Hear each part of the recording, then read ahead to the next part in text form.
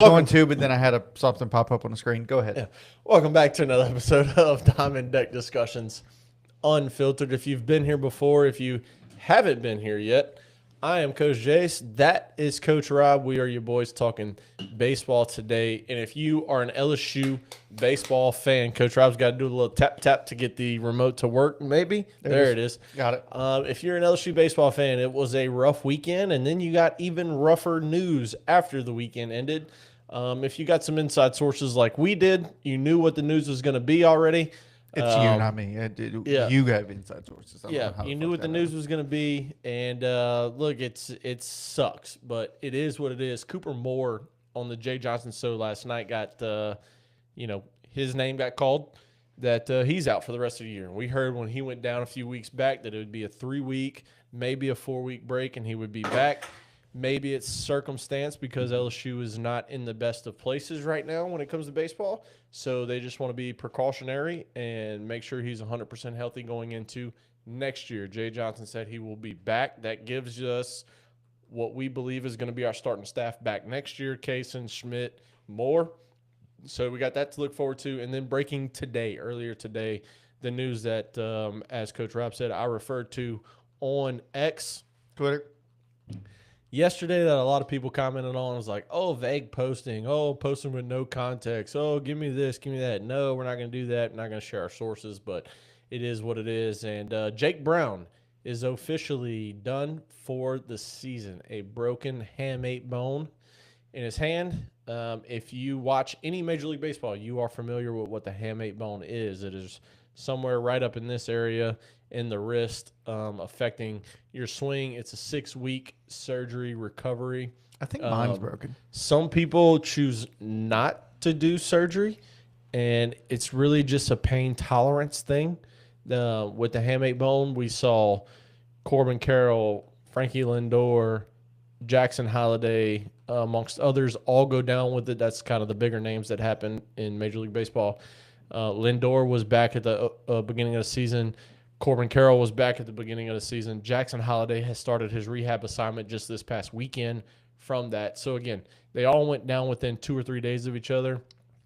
Some people it takes a little bit longer. Some don't. Mike Trout years ago had a broken hamate bone, tried to play through it. 50 injuries. Well, he tried to play through it. He got through like 50 or 60 games that year with the broken hamate bone and then ended up going down for the rest of the season, the next 112 or 110 or however many it was after that. So it's an injury that can linger. It's an injury that you can play through depending on pain tolerance and how bad it actually is.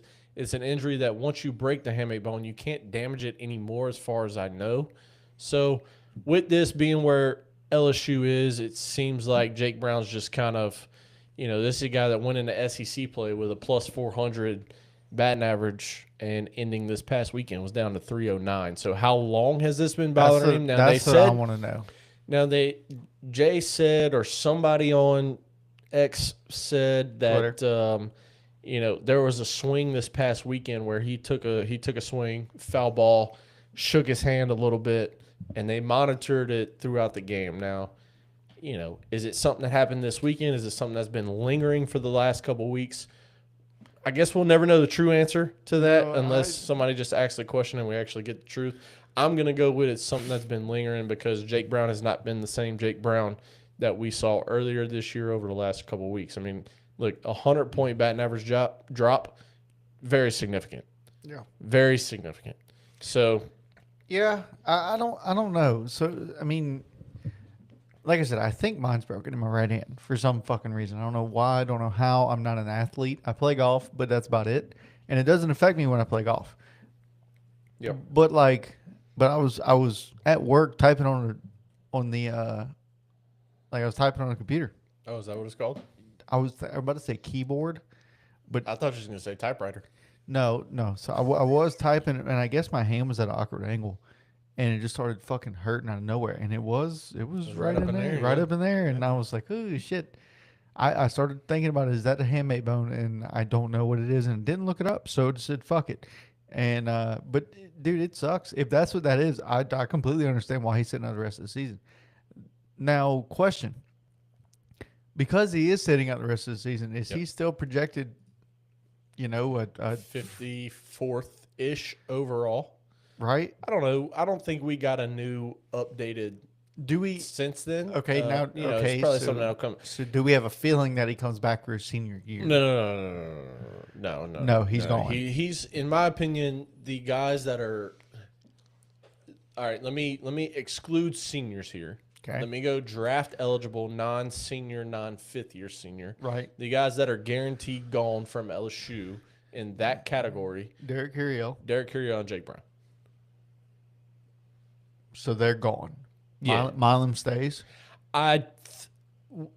Milam is such an interesting case. Okay, and the reason I say that is because by far the best defender in the country. By far. Right. The best defender in the country at any position. And look, I get it. You know, some outfielders may be fielding 1,000. Some first basemen may be fielding 1,000. Let's look at their attempts versus Milam's and see what they are. Okay. Okay. I'm putting Milam's got one error on the year, and that one error is the one that we talked about on the show where it was the ball that was hit to him, and he threw it to Dardar at second, but it went in Dardar's glove and out because he was looking back trying to touch the bag, do whatever. Is that an E6? I don't know. The ball was in Dardar's glove and came out. It should have went to both of them. So in that's my opinion. Well, that's the error in question. And right. maybe you know we take the whole era notion and you know you treat it like a sack in football. These guys get half sacks because they're in with somebody else. So maybe you get a half error. You know, something to think about. I don't think so, but something to think about. No, I don't think it's going to ever work like that. It would be great because first basemen are expected to pick balls. So whenever they don't, you get a half error, bad throw, and didn't make the pick. Yeah, maybe. Yeah. I'm playing devil's advocate. I don't believe in that whatsoever. Advocate for the devil. Yeah. All right. Let me I don't believe in that whatsoever. The devil? That too. Oh, well, no, I definitely believe that there's a devil. Right. Definitely believe there's a devil. But you know, what was I saying? Or did you just let me go here? Milam's is interesting Milam coming case. back? Yeah. So his case is that, you know, defensively he's the best defender in all of baseball. Okay. Offensively, if you just type in Stephen Milam stats, the offensive numbers are not going to jump off the chart, right? No, they're not. But he's a switch hitter who hits for somewhat of an average. Okay. He is.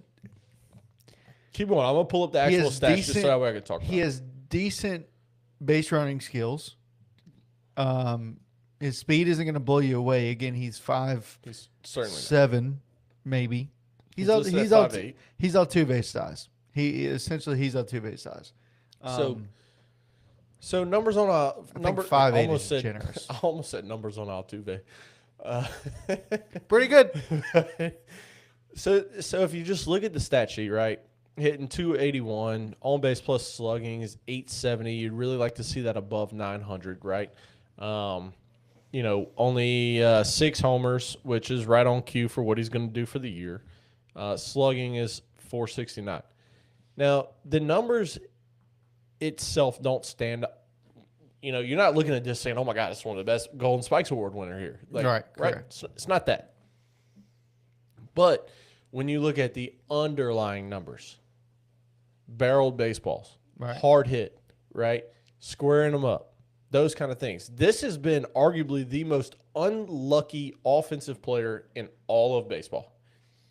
This guy hits seemingly every single ball hard.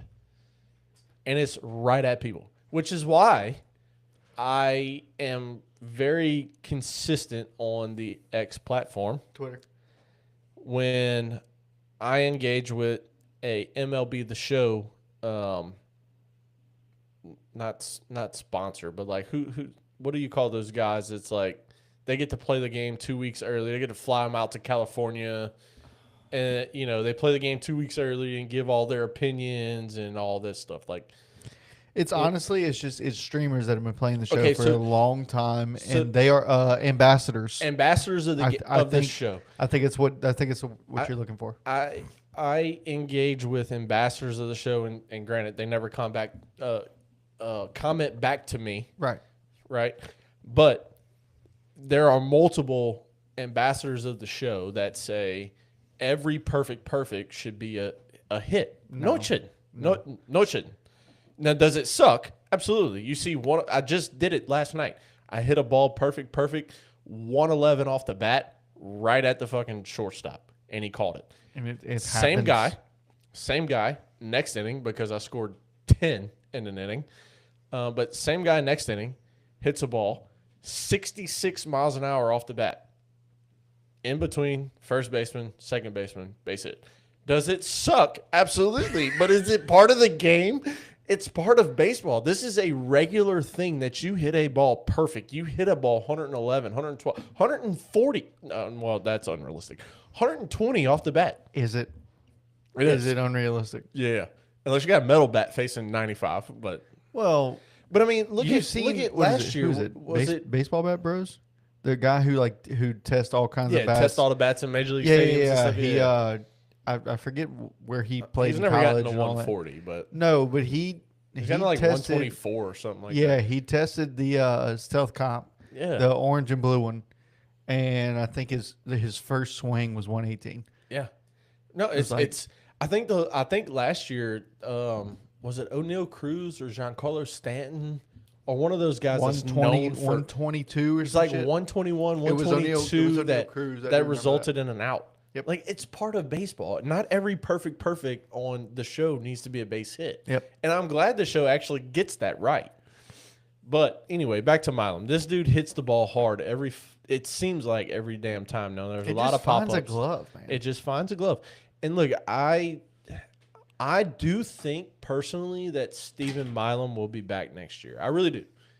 And that'll be a huge keep for LSU. I think the only two draft eligible guys that are significant LSU mainstays in the lineup is Derek Carrillo. He's going to be a top 10 pick. And Jake Brown, who I think is going to be the hamate bone might drop him a little bit. I think the last projection was 54th for Jake Brown. I said I don't think he gets above 75th. Whenever we did the LSU preview episode, I said 75 was my highest, just because, he's not a high school kid. He's not a draft eligible sophomore. He's a junior. That age, unfortunately, plays against you. It just does.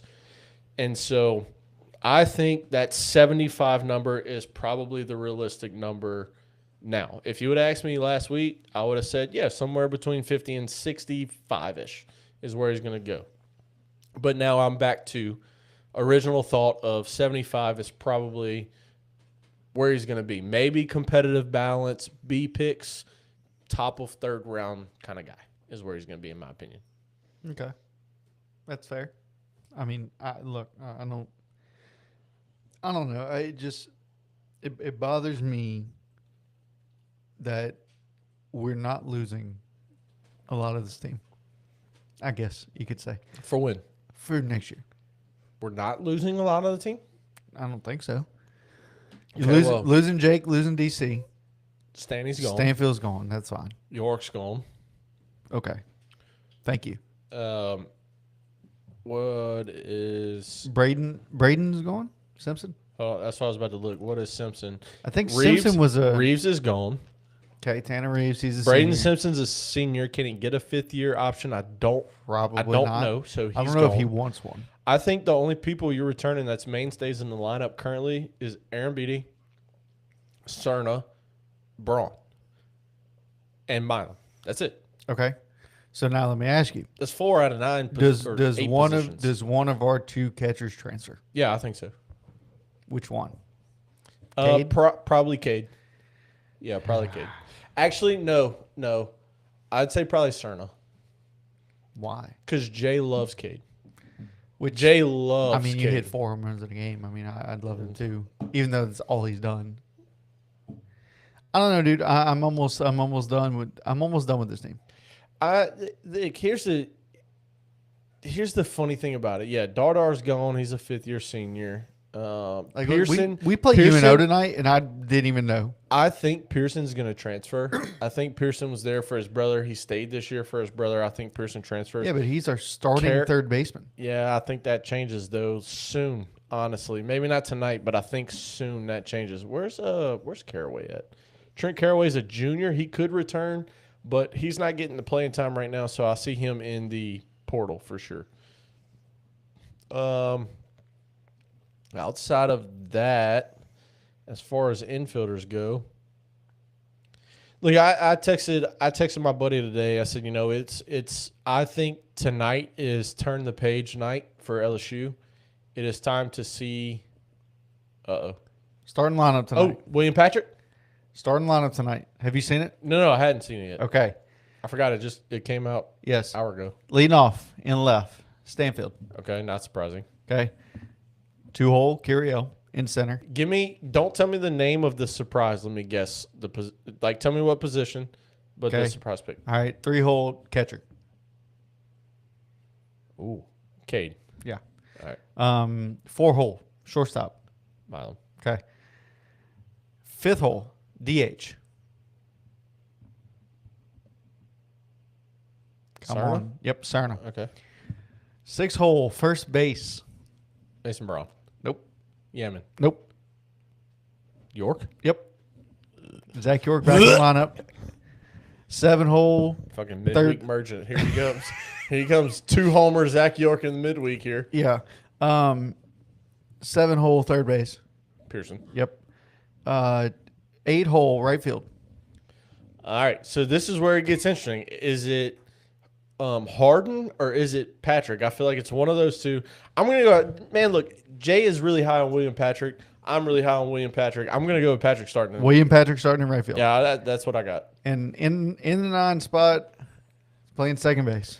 Yeah, see, this is another one right here. I don't think it's Braden Simpson. I think he's played himself out the lineup. I think Seth Dardar's still hurt. Nope. So I'm going to go with a freshman here, and I believe it's Jack Ruckert. Did you fucking look at this lineup? No, I got LSU's team pulled up. Oh, my God. Yes, it is Jack Ruckert. So the reason Who's starting? Who's starting on the mound tonight? I'd probably say another freshman in Reagan Ricken. Nope. Who? I don't know. Grant Fontenot. Ugh, I hate that. Gross. But no, so I texted my buddy. In fact, look, at 1:10, he texted me and said, "Do you give William Patrick a go?" And I said, this was my response, and this is the reason why I picked Ruckert at second and Patrick in the outfield. I said I would. Him and Harden should be splitting time out there, depending on righty-lefty. We know Jay loves that shit, right? But I would give Patrick the lead for sure. Honestly, at this point, it's time for the young guys to get the playing time. They aren't ready in the slightest, but it's time they see good baseball action with consistent playing time. I would put out there Bronze at first, Ruckert at second, Milam at short, Claus at third, Stanley DC, Patrick/Harden in the outfield, Caden Cerna at catcher/DH, even though I can't stand either of them behind the plate. Yeah. And yes, I'm leaving out my guy, Eddie Yaman in this. I'm also leaving out Braden Simpson in this. But it's time to see what you got next year. Give me Claus. Give me Ruckert in the lineup. Give me William Patrick in the lineup. And, Harden's a transfer junior. I mean, he's not the young freshman that's in there yet. So I am not surprised to see William Patrick up in there. I'm very surprised to see Grant Fontenot starting tonight. That don't really make too much sense to me. But, you know, I'm glad. I like the lineup. I do. I like it. Saturday, I don't know if you noticed this, but Saturday's lineup, we had 0 transfers in. Yeah, I mean, look, there's – as bad as the weekend was, I mean, let's talk about I got 2 positive bright side things on this. Is this mine from the weekend or is this old? No, I didn't make you one because you never refer to it. So if you want to know something, I got it here. Fuck yeah. I love it. The bright side that I have for the weekend is, number 1, Devin Sheeran is a fucking dog. Damn. 4 1/3. Let him start Sunday, please. He's a fucking stud. And 2, the one thing that I've been harping on all year long, and it was your number 1 thing this weekend for the first time. You have 1 error all weekend. I have been harping on this every single weekend that we do a preview. What am I looking forward to? I need to see the defense play clean baseball. And to everybody out there, including co-host Coach Rob. Hi.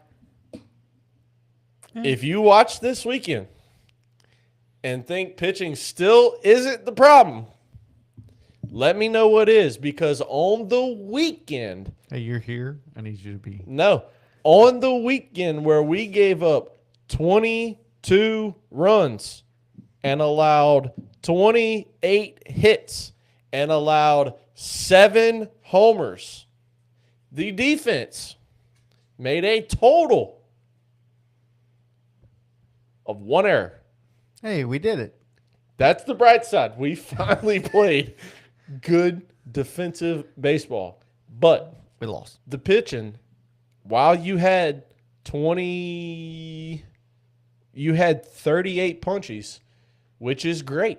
In fact, I got on my wife because she was talking to. Not you. Oh yeah, You didn't get on your wife. I got on my wife because she was talking to her mother about the game, and she was like, "Oh yeah, the pitching did so good. We had through 7 innings, which is 21 outs. We had 15 strikeouts. Awesome. We also gave up 14 hits and 10 runs." And the defense had 0 errors. So, yeah. Yeah. She was like, the pitching was awesome. I was like, no, it's not.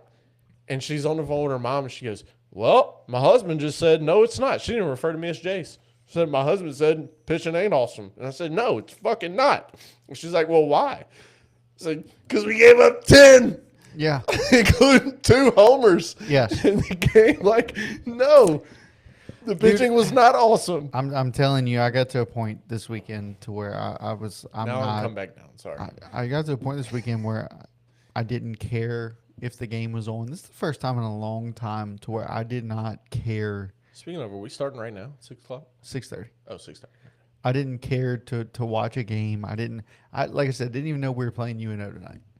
Right? I knew we were probably playing tonight because it was Tuesday. I didn't look to see who it was. I didn't look anything about UNO. There's a lot of people out there that didn't know UNO still had a fucking baseball program. Mm-hmm. I'll be honest. And it's probably going to be a close game. It's probably still going to be a close game. I mean, we just haven't, like, blown anybody out. We haven't put together a full baseball game yet this year. No. A full team game this year. We haven't done it. We haven't done it. And even when your head coach comes out after Friday night's game and said, "Hey, we constructed this roster wrong." That was April 17th. So, yeah, that was after Friday night's game. Yeah. Yep. So he said, "Hey, look, we fucked up. Hands up. Hey, it's me." He did. Look, Jay said it's that's what I loved about the press conference was that it was all Jay Johnson taking the blame. Yeah. He didn't call out a player for being bad. He didn't call out a coach for being bad. But it reminded me a lot of like what Skip used to do. He said this will never happen again. Right. So now the question is, okay, who was involved? And if it will never happen again, who's getting fired at the end of the year? Well, we're going to see major turnover in LSU baseball. Are we? Yeah. Is Josh gone? Josh is gone. Is Nate gone? Nate is gone. Josh is gone. Remember, Josh. Who are we going to get? Remember, Josh turned down Duke's head coaching job. Okay. When their coach left for Virginia, he Right. was the number 1 candidate. He turned it down to return. We're coming off. We got to remember, we are coming off a national championship. Correct. Okay. Yes. With a lot of players returning, and if you look at the transfer portal class, one of the highest, if not number 1, transfer portal class. That's who coaches want to coach. Okay, it just is what it is. These players haven't turned into, the cream of the crop players that LSU baseball expects to have. And without saying it, Jay said it, right? He said, this is a deep-rooted thing. We're off, and this will never happen again. And part of this quote and part of the stuff that he said, paraphrasing a little bit here was, how do you fix this? Is it's done with recruiting. We didn't recruit the right guys. He said, I recruited more power hitters, and I don't have baseball players on my team that can execute a sacrifice bunt, that can hit the ball backside with a guy on second or third, that can hit a sacrifice fly with a guy on third and less than 2 outs. I didn't recruit the right players for LSU baseball, is what he said.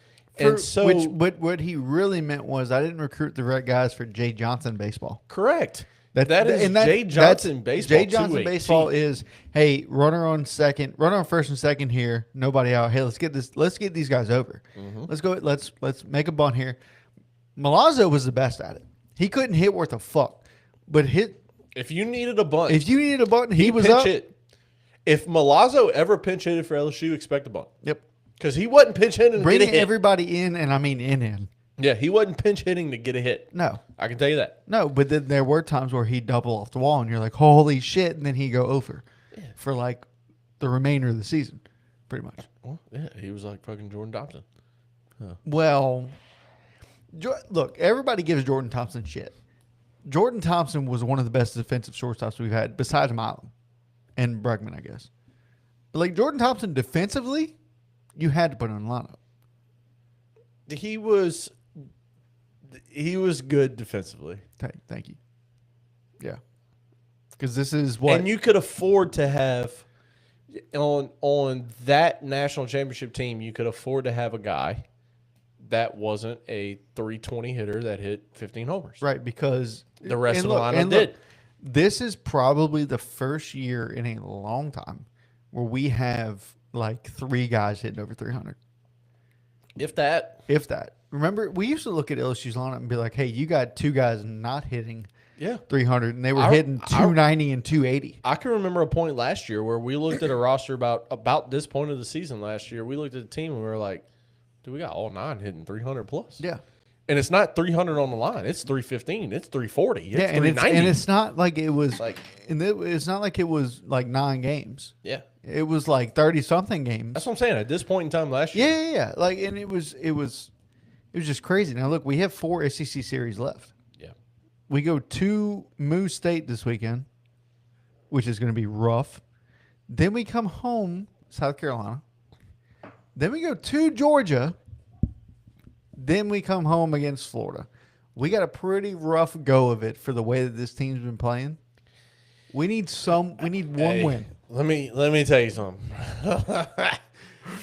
Buddy, I think Georgia's my pick to win it all this year right now. No. I don't think it's an SEC team. To win the whole thing? To win it all. Bro, Georgia is some fucking animals, dude. They hit for average. They hit for power. They pitch it good. They defend it good. They do fucking everything, man. I want to see UCLA. UCLA? Yeah. I'm still standing on they're going to get upset, and they're not making it. But I don't know who's going to upset them. Well, it depends on who goes there. That is very true. We don't know. Maybe LSU goes there. We don't know. All you got to do is make it regional. Sadly, that's all you have to do is make it regional to have a chance. To have a chance. Yep. You got to get to the point where you have a chance. And I think that we might be the 4 seed in the number 16 regional. We don't know. Look, I think I by no means in giving up on LSU, and I see a lot of LSU accounts out there that's like, oh, 2027 this, 2027 that. You know, I don't know. Call me a diehard. I don't know. Like, I don't get it. I'm not giving up on this team, and we got 4 weekends left where if you play 2-1 baseball, if you average 2-1, so say you sweep Carolina at home, but you go 1-2 versus Georgia at home, and you take 2 out of 3 Mississippi State and 2 out of 3 versus Florida, you've averaged, you got a really good SEC record. Well, not really good, but you got a good SEC record at the end of the year. You're not a top 25 team, but you're not also starting in the 16 seed in the SEC tournament, where you might still be able to do something. Top 14 make the tournament. Top 14. Thank you for correcting me. Yes, top 14. You're sitting above that 14 number, right? Or I guess below the 14 number. I don't really know how that would. Well, you'd be 14. No. You wouldn't be 14. You'd probably be number 11. Look. If you do what I'm saying that you would do, you'd probably be sitting number 11, number 10, number 12, somewhere around that number, and you got a chance. Anytime you can go Kaysen and Schmidt 1-2, you got a shot.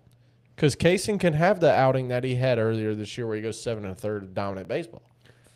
Like, there's still a chance. 2024 LSU baseball team. We are at 14 right now. Yeah.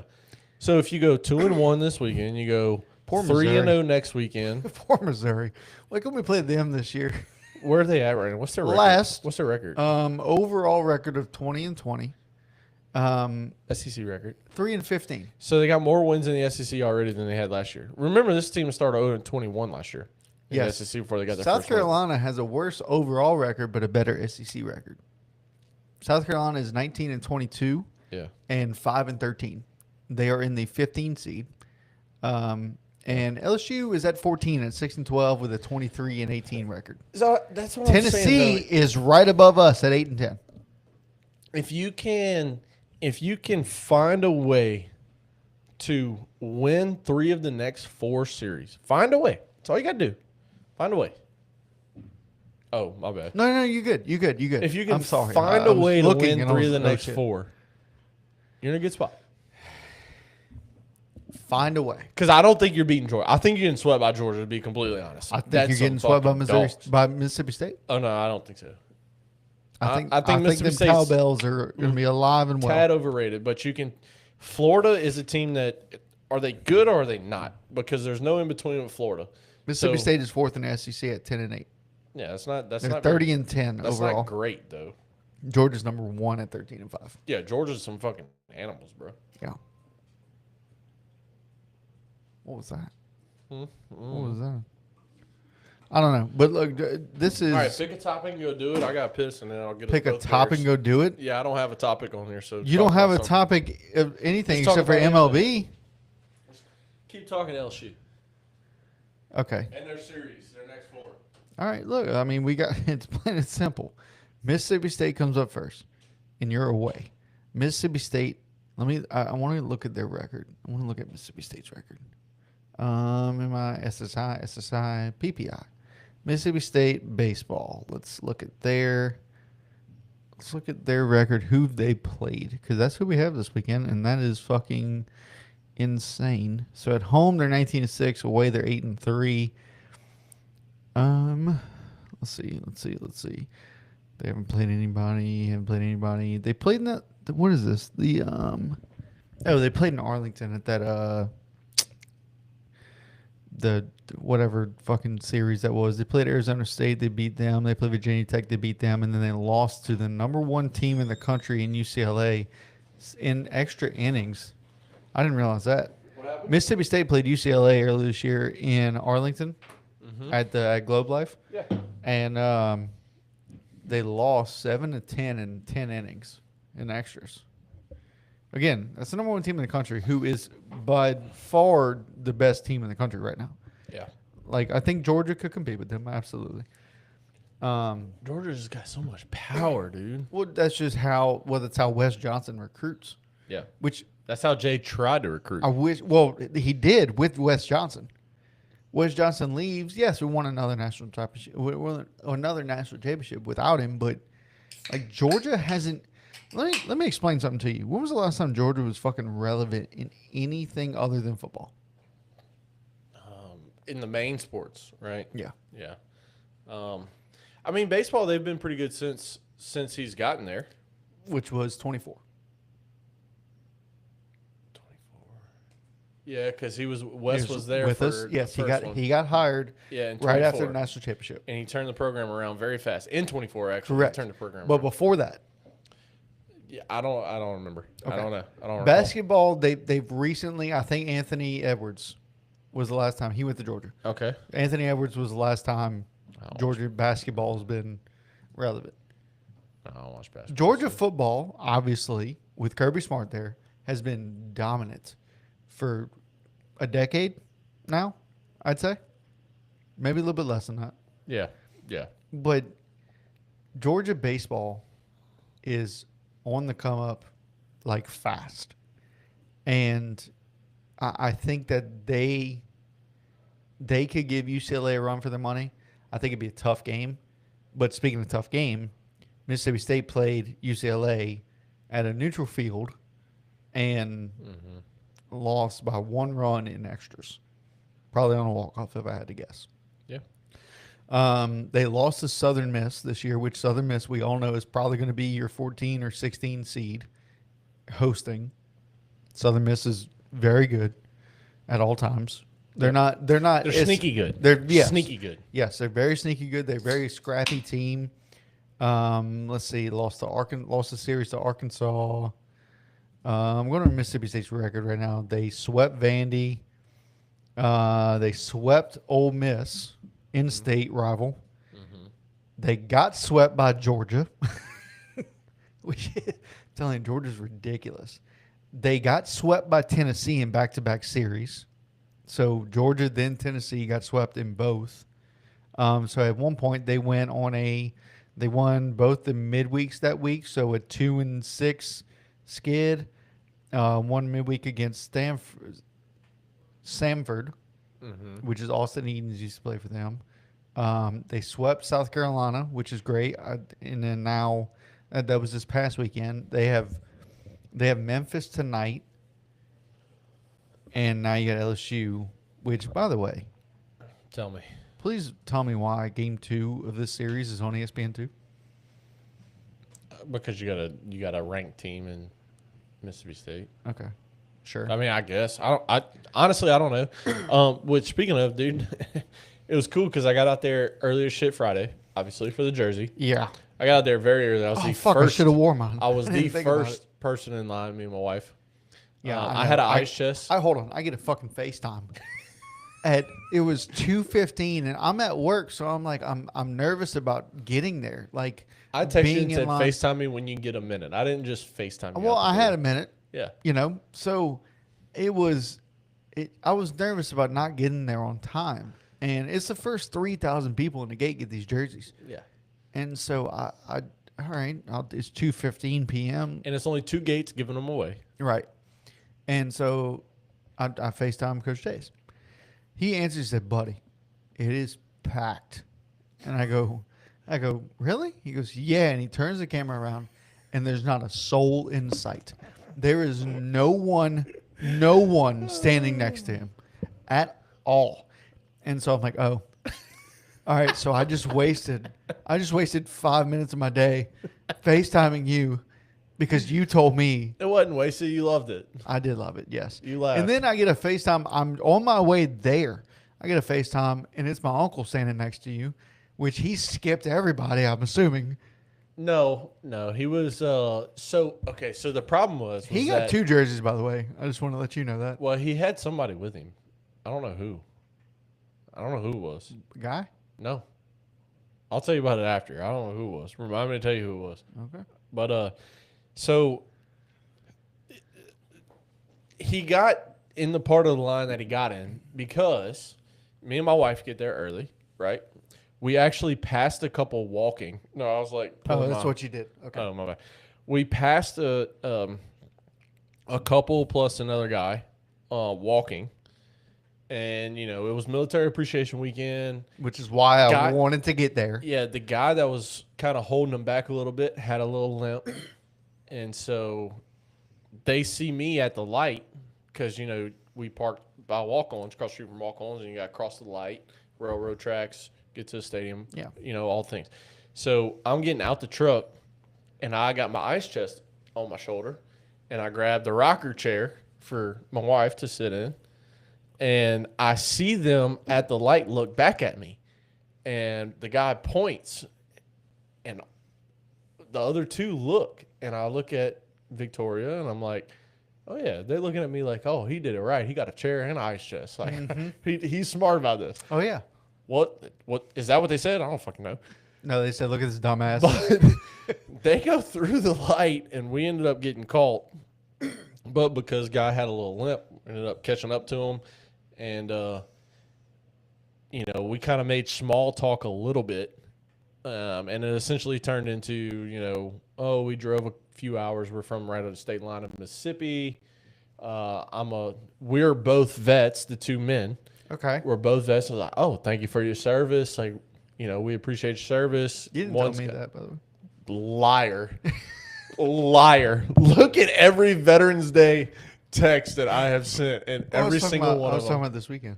Well, I didn't see you. So you did. I did see you. You came sit by me. You're right. But no, I didn't tell you. But, it wasn't Veterans Day. So when I meet a new one for the first time, I tell them, right, absolutely, thank you for your service. So Anyway, we ended up making very small talk with them, and then and then kind of walked past them, and because we couldn't see the gates yet, we couldn't see the main gate yet. We could see right field line gate. That's where we passed them, but we couldn't see main gate yet because of the trees and stuff. And so we walk past them, and we make the corner, and there's nobody there. And I'm like, in the back of my head, you know, my wife's telling me the whole time, she's like, we don't need to leave until 3.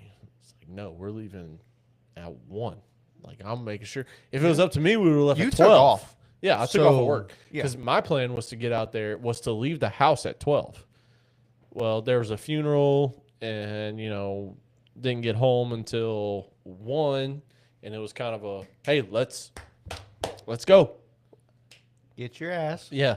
Come on. So, you know, we ended up getting out the house right around 11 or 1:20-ish, 1:25. We pulled up to the parking spot at 2 o'clock, walked over, and there was nobody there. And so in the back of my head, I'm thinking, oh, she's about to grill me for getting here so early. She's got to sit for 2.5 hours. Or, no, what we're going to do. And sure enough, the first thing she said as soon as we made the corner was like, wow, I'm so glad we got here 2.5 hours early. I was like, okay. Yeah, I probably deserve it, but whatever. I told her, I said, I wanted to make sure we got the jersey. I said, you know, brother-in-law came 2 weekends ago when they did the ring giveaway. And he got there at 2 o'clock, and he said the lines was backed up to the tennis courts. Yeah. And so, anyway, what I'm getting to is we started the line, right? There wasn't even the little extendy, what's those little things called? Not the cones, because it's got the little... Like the ropes. Yeah, the rope. They didn't even have the ropes out yet. And so me and my wife start the line. The group of 3 eventually walk up behind us, and they're like, oh. And we're like, hey. And so we eventually start the line. Well, then they bring the ropes out about an hour before game time. There's line 1, there, which is the medical line for wheelchairs and all that, you know. There's line 2 that we're in. There's line 3 that's open. About 30 minutes before they start letting people in, I look back, and there's 400 people in our line, right? Line 2 only. And so a guy walks up right to the front of that 3rd section, and he's like, he looks around. He's like, what's up, bud? He's like, nobody's in this line, so maybe they don't know that there's 3 lines open, but I'm getting in the line.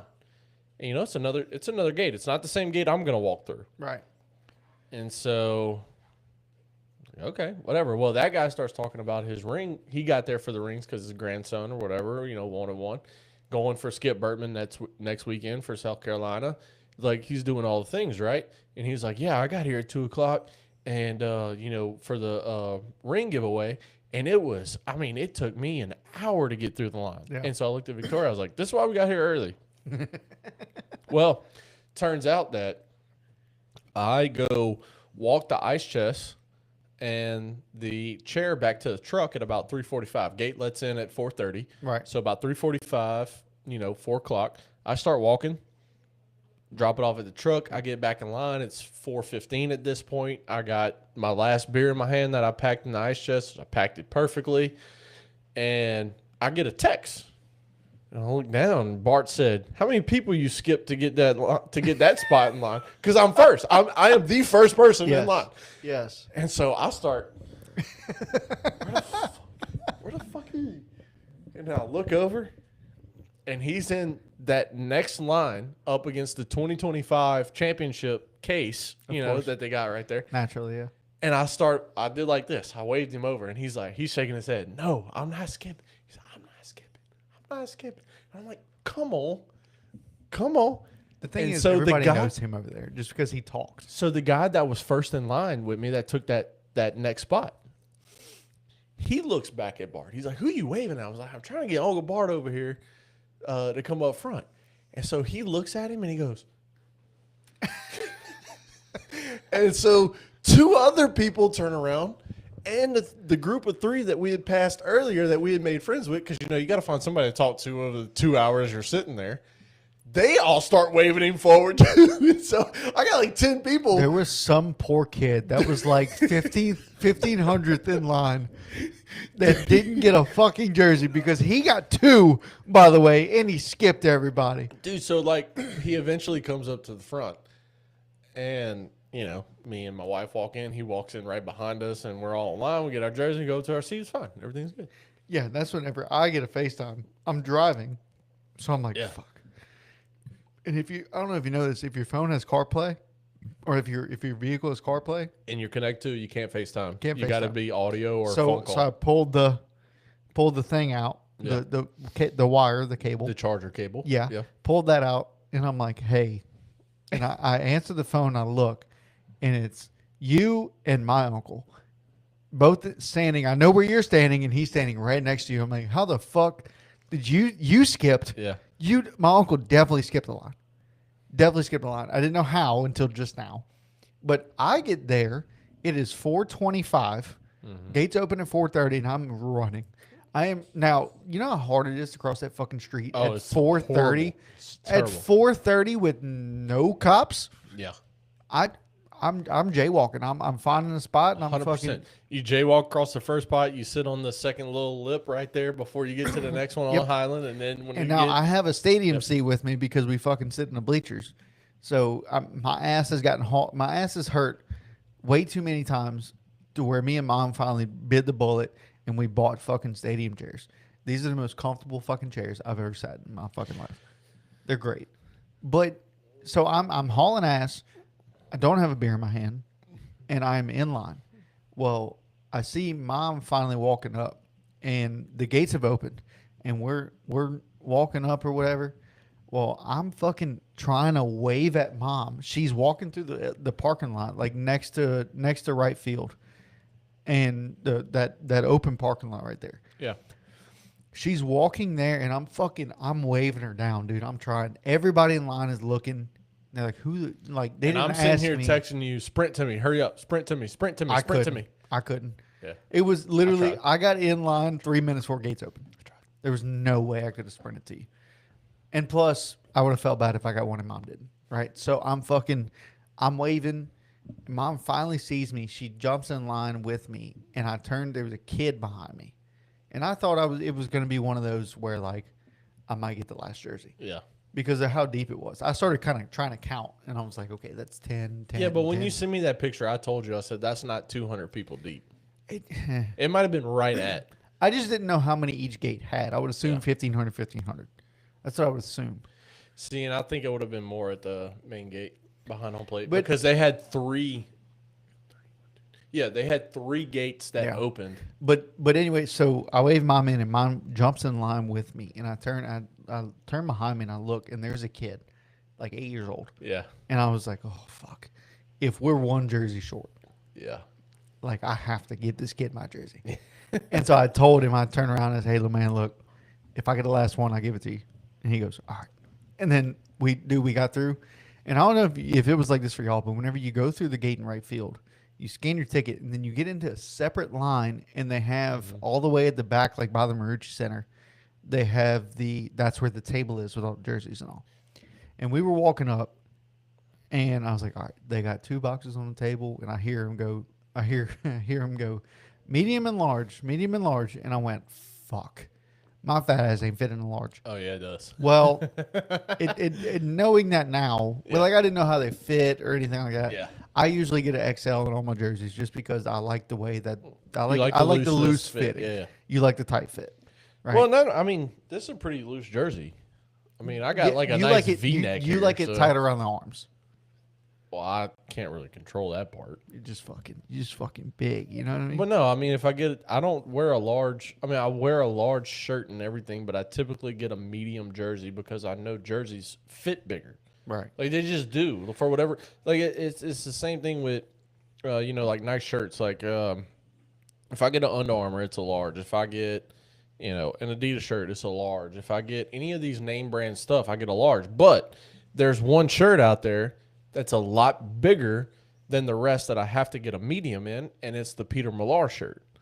Okay. It's the only, very expensive shirt. We got them for work. My dad just brought me one this past weekend because it's a medium. It don't fit him. like Dad 5'5", 5'6". Like he ain't a big dude. He's built like Altuve. Yeah, he's he ain't a big dude, and he typically wears medium shirts.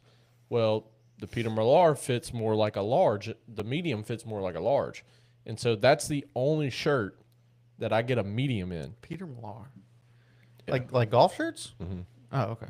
Very expensive. I get very nice. Walter Hagen. Walter Hagen. If you go to Dick's, yep. The Walter Hagen they always have, and it's for the last at least like 4 years since I've started like noticing. Mm-hmm. It's always buy one get one 50% off. Yeah. Of everything, pants, shirts, hats, fucking anything Walter Hagen. And this is not a plug. We're not sponsored by fucking Walter Hagen or anything like that. But if Walter, if he would like to, Mr. Hagen.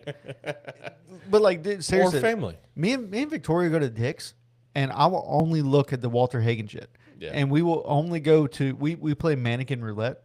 I know you love that game. It's amazing. Yeah, you love it. I go and say, okay, I like what that mannequin's wearing, and we go and we find exactly that, and we go check out. We are in Dick's for 5 minutes. I am the easiest person to shop for. Yeah, you and me both. I don't I never heard of Peter Millar before my wife.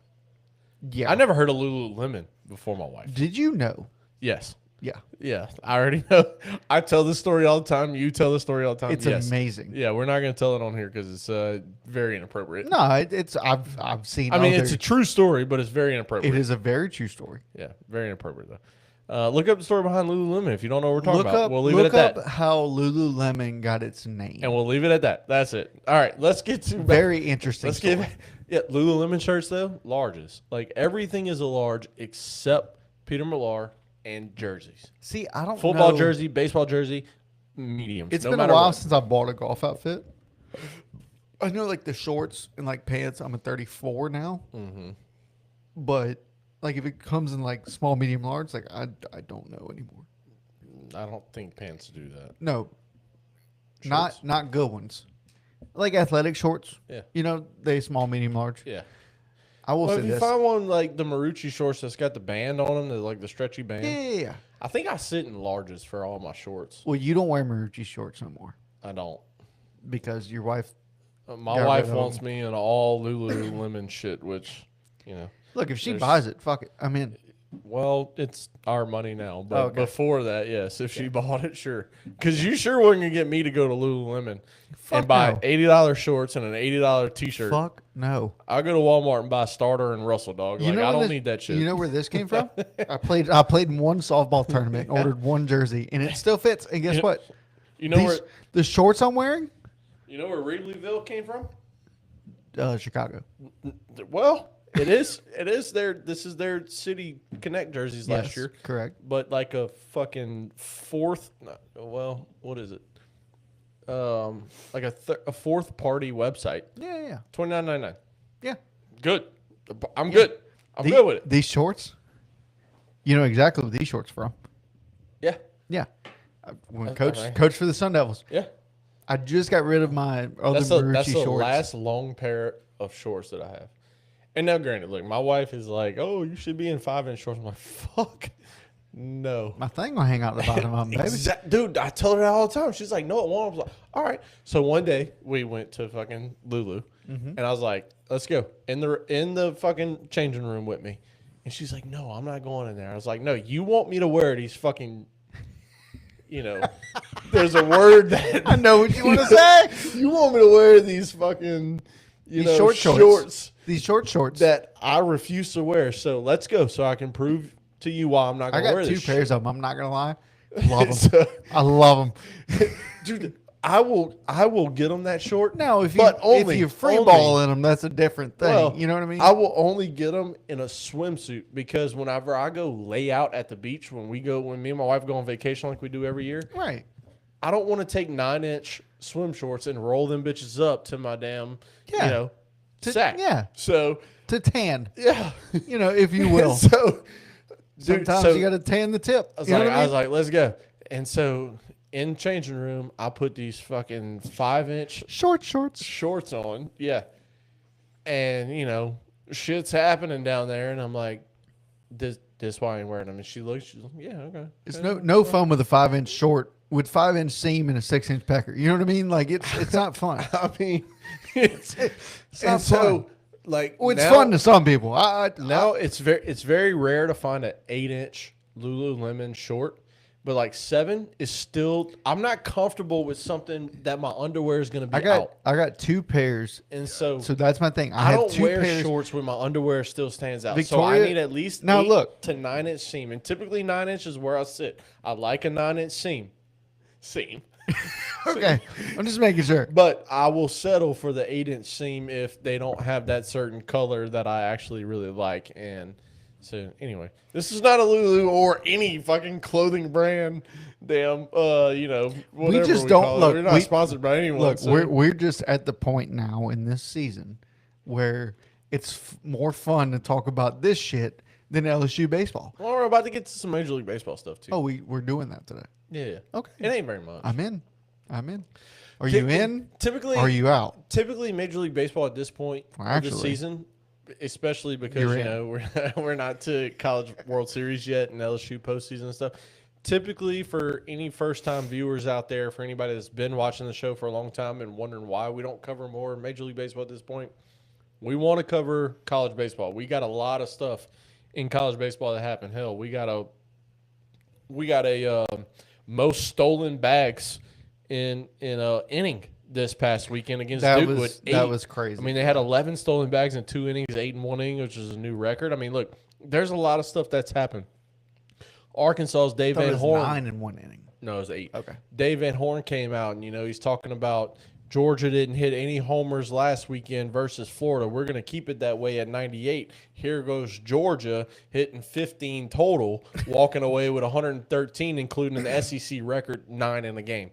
Like, there's a lot of NCAA action that we want to cover more because NCAA baseball does not get the acknowledgement that it should from major platforms, from Fox Sports, from CBS, from ESPN, from anybody else that's out there. They don't get what they deserve. And so anybody that wants to know why we don't cover Major League Baseball until about mid-June when the College World Series is over is because we're just going to do a recap. It's still early. Me and Coach Rob have both said, the season, Coach Rob believes the season starts after the All-Star break when people have changed hands and whatever, and you start fighting for your life in August, September. I believe it's June because AAA guys are getting caught up. We start to see a little bit of pitcher fatigue and who can handle the early, what guys made the roster. What guys made the roster off of spring training that can handle every 5 days on the mound? What guys came from Japan, the KBO league, that can handle every 5 days instead of once a week? Like, we start to see all that stuff really compile in June, and that's when I believe the season actually starts. You can win. You can't win your division before that, but you can certainly lose the division before that. And we're going to talk about the Mets here in a little bit and the Phillies because they are both certainly trying to lose this fucking division before it starts. Yeah, and so that's what Coach Jace is here for. Coach Jace is here for, baseball knowledge, just all that good jazz. And I'm here for the argument as to why women should never try to dress men. Now, we'll say in golf shorts, I like them a little higher. So let's talk about that for a second. Because it's such a funny argument. I heard a comedian one time, and I've told you this story, okay, and you'll recognize it as soon as I start telling it. I heard a comedian one time. He said, I've never understood why females say they break up with their boyfriends because their boyfriend changed or their husband changed. It's like, you as a man came in a relationship one kind of way. You dressed a certain way. You acted a certain way. You drank a certain way. You ate a certain way. You did whatever you wanted to do a certain way. And that girl fell for you while you were that certain way. But as soon as you get in a relationship, I need you to wear these clothes. We need to start eating this. We need to start going on vacation. We need to start doing this. Let's start doing it. And then about 2 or 3 years down the road, they break up with you talking about you changed. It's like, bitch, you changed me. Exactly. I didn't change. There was another comedian, Larry the Cable Guy. That's great. Larry the Cable Guy was amazing. I can't remember who it was, so I apologize to that comedian, but yes, it's a great segment. Yes. Go look it up. Yes. Watch the whole thing because I paraphrased that in about 12 seconds. So. Yes. Well, Larry the Cable Guy said, so I was with this one girl. She wanted me to wear them shorty shorts. And I said, hell no, I'm not wearing those shorty shorts. So anyway, I'm in there trying them on. And, you know, I got one boy hanging out the right side and one boy hanging out the left side. I said, he said, I even had a boy I didn't know about popped out of there. I didn't know what it was. He said, so I said, you like that? She said, look like you smuggling a pack of bubble gum. Dude, it's like, I'm telling you, but it's been around for forever. Women try to they try to dress us. Now, luckily, I wear anything my wife tells me to put on. Well, you already said y'all go mannequin roulette shopping. We go mannequin roulette, and she really started that, and I'm just down. Like I'm down for fucking anything, and like she bought me. So I turned 30 last year. Okay, I turned 30 last year. Let's put ourselves through misery. Yeah. I tell my wife that every week. I'm like, I don't know why I keep, destroying my inner side. I don't really know. But I don't know why. So look, I turned 30 last year, and my wife bought me 30 presents for me turning 30. Yeah, now, they were all less than $15 or $20, whatever it might have been. That's a lot of gifts. Well, she spent quite a bit. Yeah, she spent quite a bit. I think it was 500-600. I think it was more towards 5. She spent a lot of money, but I got a nice pocket knife. I got a nice, oh fuck. I got a bunch of shit, right? So I got a seasoning tub for whenever I cook. You're welcome. Was that? No, that was Christmas. Anyways, you're welcome. So that was Christmas. That was my Christmas present, which is great. I use it all the fucking time. It was Christmas, yes. Okay. Yeah, but a few of those gifts was clothes, right? And like you remember as a kid, you fucking hated getting clothes. Oh yeah. But me, as an adult. Bro, someone who does not shop for themselves. Clothes, socks, underwear. Yes. Now I will say, my mother-in-law has not figured out my size yet. Okay, so she bought me a polo golf married shirt for almost a year. Right. Together for 3. Right. Hasn't figured out. Together for almost 4. 4. Yeah. It'll be May 7th. Will be 4 years we've been together. This weekend will be our 1-year anniversary. Yeah. And mother-in-law has not figured out my size. She's bought me underwear, I think 3 times for Christmas. All been mediums. And medium is like a 28 to a 30 waist. Yeah, no. I am not in a 28 to 30 waist. And so, but I look at them and instead of correcting her, I go, "Oh, thanks. I appreciate it. Yes, new underwear. Yes, I needed these. I need these bad. They do not get worn. Yeah. But I keep them in aspirations to fit in that. Again, you don't return them? Fuck no. Bruh, come on. I didn't buy them. It's not saving me any fucking money. Font had a 9-pitch first inning, by the way. Was it immaculate? I don't know, because we just turned it on in the top of the second.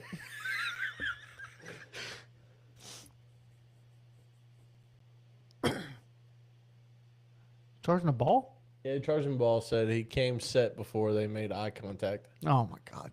This whole fucking... Let's talk pitch clock for a second, because I hate it. I was a fan of it. I fucking hate it. I don't like it. I don't like it so much in college baseball. In Major League Baseball, I get it, but the pitch clock is 15 seconds, and with somebody on base is 18 seconds.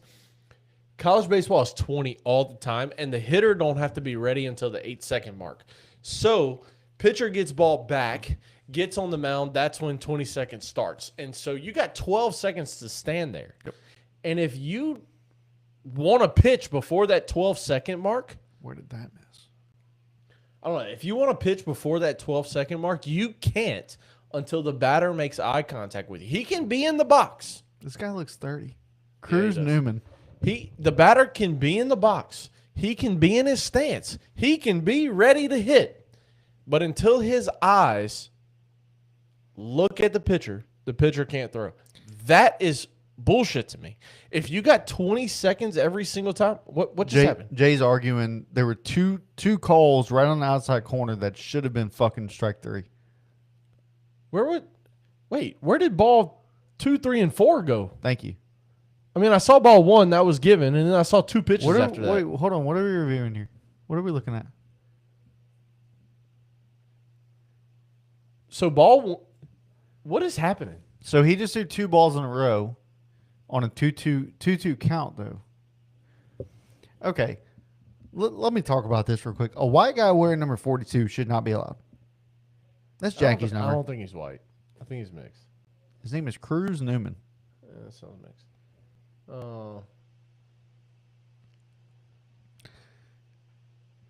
I'm so thrown Yeah, off, let's roll but it, that's please. a Let's roll it, 6-4-3 please. Double play. Good job.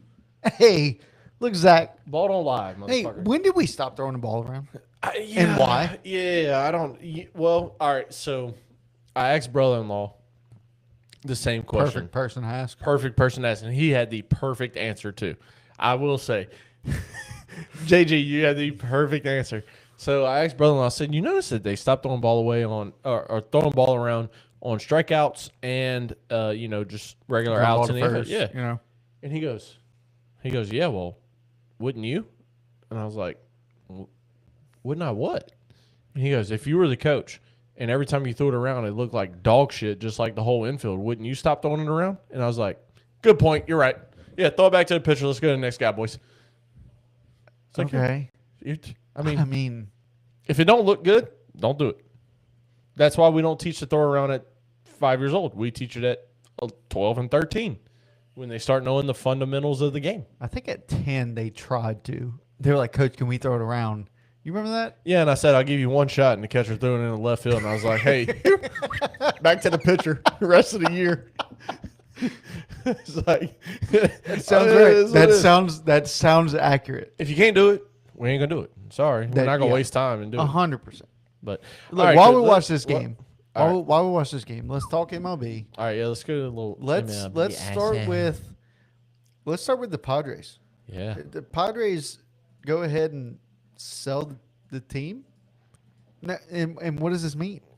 They sell the team. What was the deal on that? I don't remember. It was billions, if I remember right. Yep. And why? Because I mean, you know the 3.9 billion. Now it's not done yet, but it Okay. will be the highest evaluation in Major League Baseball history. But look, I've been to Padres games. San Diego is the spot to be. They are nearing the deal. The deer, yes. But this has to go through multiple states of approval. This is not just the Sadler family who currently owns the team says, "Yep, we agree. Sign the dotted line. Here you go, Jose E. Feliciano and Kwanzaa Jones is who's buying the deal. Is who's buying the team." Cartel money? What? Well, we're not going to go there. Wow, this took a turn. That makes sense. Tijuana is 20 minutes away from Petco. Well, we're not going to go there. But we can. Though. well, we can run that. The Mets were the previous record at 2.4 billion. So this is 3.9. That was whenever Steve Cohen. Yeah, that was when Steve bought team. And it's not finalized yet because there again, multiple states of approval. You got to have approval from the board of directors. You got to have approval from the Players Association. You got to have approval from a certain amount of owners. I think it's 25 out of 30 owners have to approve the sale. You got to have. There's a lot of shit. There's a lot of shit that happens with all this stuff. What's crazy is that there's no individual person that owns a team. I don't think in baseball. Well, Steve Cohen does. He owns it by himself. He owns Yeah. the Mets by himself. Yeah, Steve Cohen bought the Mets by himself. Because I know there's there's a lot of ownership groups. Well, let me not. I guess. All right, hold on. Google will know. Yeah. Is there any individual? Who owns the New York Mets? Is there any individuals that own MLB team? Let's see. Who owns? AI Overview says yes, several MLB teams are owned or controlled by individuals rather than corporations or massive investment groups. Notable individual owners include New York Mets Steve Cohen, Boston Red Sox John Henry, which I thought they had a Red Sox group. I didn't. John Henry sounds like two names for a See dick. about yeah, he's owner through Fenway Sports Group. Okay, I thought there was a group because that whole group owns a bunch of shit. Yeah. They bought a soccer team this past year. Artie Moreno with the Angels. He has been Now, the single owner of the team he since might be 2003. the owner of Fenway Sports Group. He is. You know what I mean? Like, He is. He's the principal owner. Yes. okay. My thing is, But dude, that's a group still. like how In fact, LeBron's a part of that group. that owns the Red Sox. Yeah, LeBron has a 5% stake in the Red Sox. He's part of the Fenway Sports Group. No shit. Yep. David Rubenstein of the Baltimore Orioles acquired the team in 2024, but that was him and a partner. That wasn't just him by himself. The Oakland Athletics, John Fisher, that makes sense. And the Miami Marlins, this also makes sense. Bruce Sherman. So 6 teams is what Google AI says. But again, David Rubenstein, we know he was with somebody when they bought the Orioles, so I don't know if that's accurate or not. And then John Henry's with Fenway Sports Group, so I wouldn't consider that. I would consider that because he owns Fenway Sports Group. Yeah, but he's not an individual owner. Like he's not the 95%, and LeBron has the other 5%. Okay. You know what I'm saying? That's fair. So I would consider it a group still. So with that being said, I'd say 4. There are 4 individuals that own teams. Bruce Sherman of the Marlins, John Fisher of the Athletics, Artie Moreno of the Angels, and Steve Cohen of the Mets. Jake Brown in the dugout drinking Diet Coke doesn't sit well with me. Wow, he should be drinking a Miller Lite. No water Oh, okay. or a Gatorade, Oh, which has so much sugar in it. But not the low sugar, not the new one. oh, Not a plug for Gatorade though. but All right, drinking a Diet Coke. so Matt, all right, so hold on. Who are we talking about? The Mets? What are we talking about? No, we were talking about the Oh, Padres. the Padres. Padres selling. What does this mean for the Padres? Does this great mean thing. they're done shedding payroll? It's a great thing for the Padres. And I if will say. if this deal gets done before the trade deadline, we gonna get anybody or no? Or are we waiting until next year? No, you're waiting. I might. There's a strong possibility, buddy. There's a strong possibility that I switch over. Is UNO going to switch pitchers every inning? This guy's got 5 pitches, so he definitely didn't throw the first. I mean, you might as well, right? Might as well.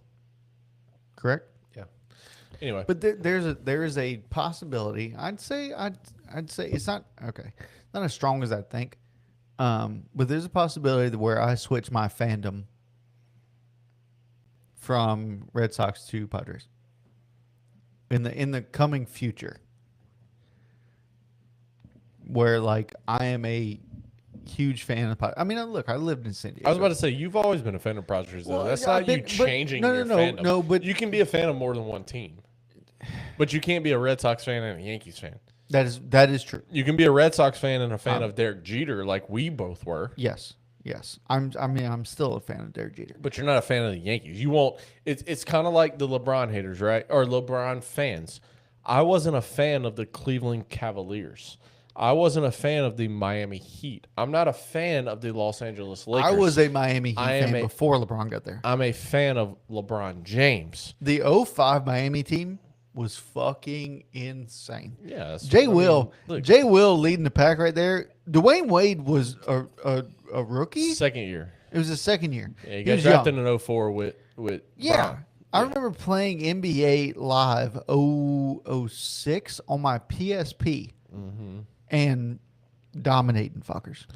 Yeah, I mean, look, it's just one of those things where, you know, it is what it is. Like you can be a fan of a player, but not that team. Like I'm probably one of the, bigger Mike Trout fans in this area. Which- I'm not gonna say in the world. I will never beat anybody So out when for we being. when we go to San Diego in July, we're going to Anaheim. Yeah, like I'm a diehard LSU fan to the end, but am I like you and can tell you LSU's baseball almanac? No, I can't. You can tell me everything there is to know about LSU baseball, all their past, who was on what team. You can tell me all that shit. I don't know that, but I can do all the research, and I will do all the research for That's what the we're thing. currently talking about. I won't. You won't do the current it's not research, that- and that's it's what not I'm that here I for. won't. And It's- that's what I'm here for. Like we have a good companionship Yeah. here because we are both diehard LSU. You have all the knowledge of the past. I have all the knowledge of what's going on currently. Let's get this clear right now. I don't have all the knowledge of the past. Yeah, but you're an almanac way more than I am. You ask me a question, and if I know the answer, I'll tell you. And if I don't, I will find it out for you. Yeah, but you're an almanac of the past way more than I am. It's crazy. It's crazy how like much, I'm not afraid to admit that. It's crazy how much I retain. Yeah. It's not like I don't ever think about things. I have stories from when I was 6 years old.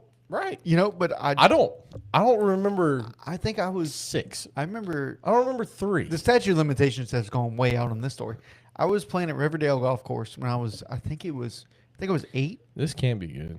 So I was playing. I was 8 years old. Just don't admit to a crime. No. It's a crime for sure. Well, but it's a drinking underage crime. Well, no. It's okay. Statute of limitations has gone way out. Wow. So I was playing golf with my dad. You do what you want to do. And we get to the clubhouse, and there was this older guy in there. I say older. He was around my dad's age. He was at the time, I think, in his mid-40s. And how'd you shoot, young man? I did pretty good. You know, bragging about myself a little bit. And he goes, all right, you want to make a bet? I said, sure. He said, how about this? We'll play one hole. We'll play the first hole, which at Riverdale was right outside the clubhouse. Mm-hmm. The first hole was right outside the clubhouse, a little par 4. He goes, if you beat me on this hole, I'll give you anything you want. And I said, I want a beer. Again, 8 years old. Ooh, he might have got him. He's out. So, if he tagged him, he's out. So 8 years old. Oh, UNO challenge. Yeah, he caught him out. Should be out. Anyway, there's not enough to overturn that. So I'm on the green for par, and now he's already in for bogey. I'm 20 foot out, and he's thinking there's no way. I sunk a 20-foot putt for par. And now before we started, I said I told him I wanted a beer as my prize. He said, well, and he was a cop. He said, I cannot buy you a beer. Hey yo. He said, but I can give your daddy money, and he can do whatever he feels like with that money. So he wasn't admitted, right? And so I sunk a 20-foot putt. We get back in the clubhouse. Dad goes, how'd you do? And before I could say anything, this cop, he looks at Dad. He goes, Brian, here's $5. He goes, you lost? He said, yep. He sunk a 20-footer. He goes, all right. So on the way home, what did Dad do? He stopped at a bar. I waited in the truck, and he got me a beer to go. And he drank a beer inside himself. So I sat in the truck with Dad. This was 2003, probably. This was back in the day. So dude, get home, and I got a fucking tall boy sitting in my lap.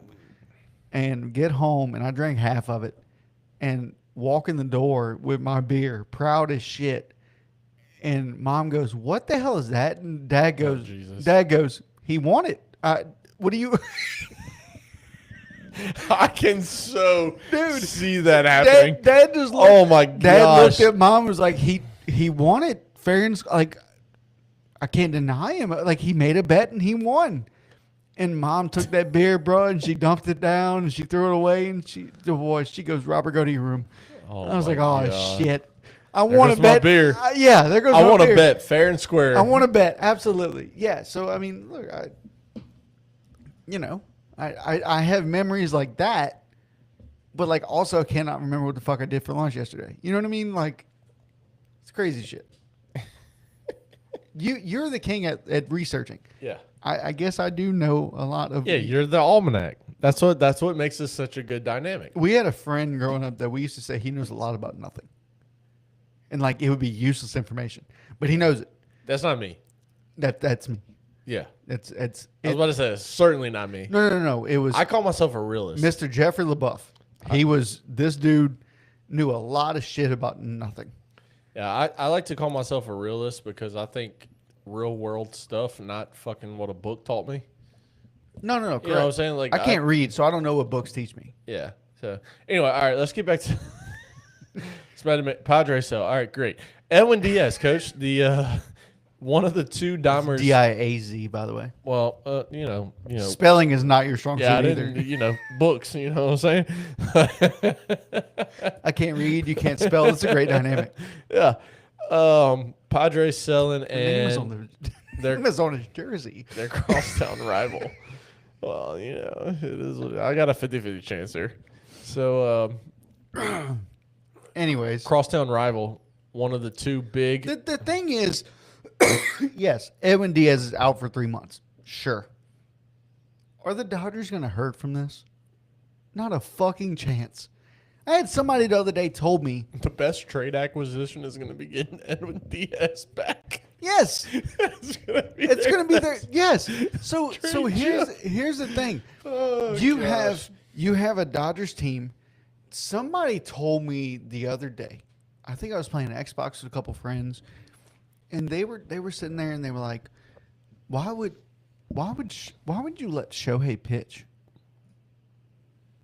Why would you let? He's had 2 Tommy John surgeries. Like, he's bound to get hurt again. Why would you let him pitch?" I said, because you think they're paying him $700 million to fucking hit? No, they're paying him $700 million to fucking do both. And they were like, well, what about Juan Soto? I said, the Mets are fucking stupid. Yeah, Mets are stupid. The Mets are so dumb. No, Why would you do that? But I told him, I was like, which is funny because we're gonna go straight into the Mets. yeah, after and this. that's fine. And I told him, I was like, you're telling me that you would pay Shohei all that money not to do both? Please tell me why. He's like, well, he's been hurt so many times. Okay. So what? So fucking what? He throws 98 to 99 and then has a fucking pitches. Has 7 pitches and his slider breaks 19 inches. Why the fuck would you not want him to pitch? Why'd put him in a closing role? No. Because he can do what I just said in fucking 7 innings. Yeah, 6 at worst. 6. He can do all of that. Why would you not fuck you? Look, when you work out, there's days where you go till failure. Fucking throw his ass till failure. Look, I mean, it's one of those things where you don't pay Shohei 7. In fact, you don't pay any one guy to do one thing. Juan Soto's the exception. Well, Because he's not the getting Mets paid to are- one. He's not only getting paid to do one thing. You still got to play defense. and he doesn't. Well, his defensive numbers are very bad, but Defensive numbers are bad. He does. He you're hits still for power, not. and he You're still walks a not lot. playing him just to DH. Right? No. You're paying him to play the field and to hit, but his fielding is not the best. No, his fielding is not 5-tier, 5-star And look, rated. I've thought more about Ritz-Carlton you're only shit. worth what somebody's willing to pay you. I've thought a lot about that. Yeah. He's still not worth it. No, he's not. Look, in my opinion, anything. 765 plus It's not the worth it. suite on the road, all this bullshit. No, Private jet access. He's worth Manny Machado money at worst. Yeah, I mean, 10 look, years, 300.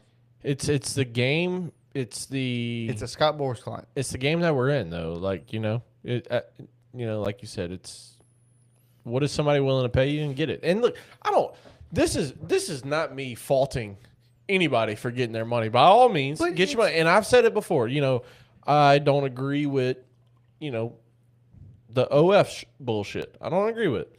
But If I could start one tomorrow, I'd quit my job. if people are gonna pay for something or someone, when that's I'm not gonna say the someone, but that something is very free and accessible, then by all means, get your money. Yep. I don't agree, but I don't fault you for it. You know what I'm saying? No, I'm Like, with you. Get your money, whatever means necessary, as long as it's legal. And as far as I'm concerned, this is legal, and unfortunately, because but quick story: kids, really get your parents' permission before you watch or hear this next part. Give it a couple seconds. They're not. We struggled very hard to get certain pictures sent to us. When we were, Now yeah. you can get the first month free. You know what I'm saying? People are Like, discounting. you know what I'm saying? Like that's the world that we live in. Yeah. And by no means am I, yes, I'm saying it's wrong, and yes, I'm saying I disagree. But They were chicks I went to high school with. They made my salary. 100%. If people are willing to pay it, then that's what you're worth to those people. So there is nothing that I can do about it. Nothing you can do about it. No, There's nothing anybody can really do about it, whether you agree or disagree. But let me tell you this. It's the exact same reason why land is so fucking high in Essentia Parish, yeah, right? because they know they can. Because they know that they can, and people are still paying for it. I'm a victim. We just bought an acre and a half down the road, and You are a victim. I am a victim. I am. You are. We tried to lowball them. They did not take, but we really wanted land, Yeah, well. so we said fuck it. Damn it, I missed. I tried a backboard. I think you made it in that box. Yeah, Curry with the shot. Anyways, but it's the same thing of Juan Soto. If people are willing to pay for Juan Soto that much, then Yeah, and that's by all means, look. That's where we're at. all you have to do is make an offer. It's the same. Look again, same concept when we were growing up. Shoot your shot, right? Yep, shoot shot. When we were both single, we'd be in bars and be like, "Damn, she's hot," and we go up to her and be like, "Hey, the worst she can tell you is no." That's the worst Juan Soto can do is say no. Yeah, So you offer it. that's the worst the team can do.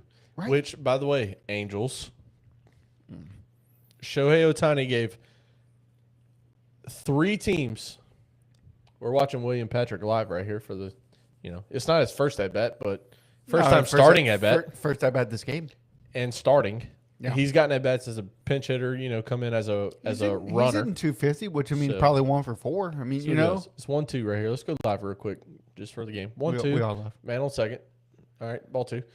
What were we saying? Talking about women and what they're worth. Everything. First off, let's go ahead and get that out the I way. don't know if that's the case. Well, it is. Certain ones, sure. We can't have Baby Roberts and Baby Jaces without women. So, Very true. all right, Well- we're full count. Well, We cannot. No, fuck no. Don't You're right, start this. you're right. Don't you fucking start. No, without women, we cannot have Baby Jaces and Baby Roberts. So, no, Very true. Very true. 3-2 count. Hey, We that's hit a- double. That's we- double. He's too fast not to be on second base. We hit. Oh, he might be on fucking third base. No. But hey, There we go. But William hey- Patrick. but hey, Come on. hey, guess what? Huh. We had a ground ball to the right side with a runner on Hey, second. yo, I'm in love. tell me. I'm about to tweet it. I'm in love. We hit a ground ball to the right side with a runner on second base. That is insane. We scored a run on that. Oh my goodness. LSU, new team. I will say that was an excuse me swing. He stepped out. he did all the things he wasn't supposed to do on that. Oh no. Is Jack Record about to bunt? Why is Jack Crockett in already? He didn't start. Yeah, he did. Oh, he's starting in second. Yeah, he started in Jesus second. Christ. You sorry. named the Sorry. entire lineup. You're right, I did. Sorry. And this is 9-hole. Is he about to bunt again? He should. Let's get a 2-0 lead. Oh, my God. Put him on the bench. Give me Ethan Claus. I done seen enough. Did he drop it? Oh, it was on a transfer. It was on a transfer. All right, well, there's that. Okay, let's go to the next guy. He dropped the bat head. Look, Kevin kids, Diaz is out for kids. 3 months. Kids, whenever you go to bunt, all right, you square, you're here, okay, and then you go, you Move with your legs. you move. You don't ever move the bat. Never Okay? move the bat with Never your move arms. the bat. You move here. You move right. your You move legs. your legs, and then you angle with this hand, or if you're left-handed, this hand. Right. But I'm right-handed, so this hand. What? You here. You guide the bat here. You never move your top hand. Never move. You move your legs, and that's exactly what Jack Rucker just did. He went to go stab at it. When you stab at it, you drop the bat head. Yeah, it wasn't good. Yeah. And that's why he popped up to the fucking catcher. All right, well, speaking of other things that's not good, Coach, the Mets are about to get booed. Look, Stanley's trying to bunt too. He can't do it either. What, are we playing Jay Johnson baseball now? I don't know what's going on. I mean, Stanley can't bunt either. I don't know. I can't give my opinion right now. All right, so Edwin Diaz out for 3 months. All right, here we go. The Mets. Mets fucking suck. We talked about them. We talked about their owner. We talked about Juan Soto, And granted, Juan Soto being out for the last 2 weeks probably has a lot to do with this, as Chris Stanfield can't get a butt down, so he strikes out. Typical LSU baseball coming into play right here. Hey, look, But I love Stanfield. I'm a fan of Stanfield. I am, but last year was his best year. Last year was his best year. In fact, me and brother-in-law, I told him that I was ready for him to be moved on from, and he said that's a bad take, and I said why? Yeah, but it's brother-in-law. You know, you got to think about that. Well, no, I said why? And he goes, he's the best hitter in the SEC, and I said, who? I said what? According to batting average, great. He hits singles. He doesn't hit doubles. He doesn't hit doubles. He doesn't hit homers. Look, he can cover a lot of ground. I don't want to take away his defensive abilities from him. Defensively? But this year, is very average. This year, not last year. Not last year. Look, this year, very average defensive, and he gives you nothing. He definitely missed the fucking ball straight to it. And he gives you nothing but, excuse me, weak, soft, boring, every now and then hits. Now. And I'm sorry. It doesn't win. You do have William Patrick and Daniel Harden waiting in the wings. It turns the lineup over. Studs. Look, it turns the lineup over, which is what he did last year in the 9-hole 90% of the year. It does nothing for you when he hits leadoff. Yeah. And so anytime you have Chris Stanfield, and I love Stanfield, met his family, Victoria, the preseason game we went to at Southeastern. Yeah. We sat next to his family, got to talking to him.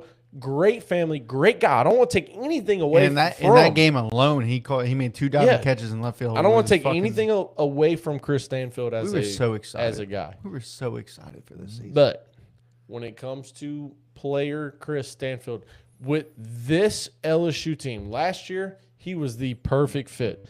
Give me a guy that's a 320 average that can just flip the lineup over and get back everyday to the top. Starter that can literally put one in play and beat out anything. Yep. Give me that guy. It's but weird. With this team and this lineup, I'm sorry, it's just not it. It's just not. It's not. It sucks. Speaking of sucks, Mets. Yeah, Mets several. fucking sucks.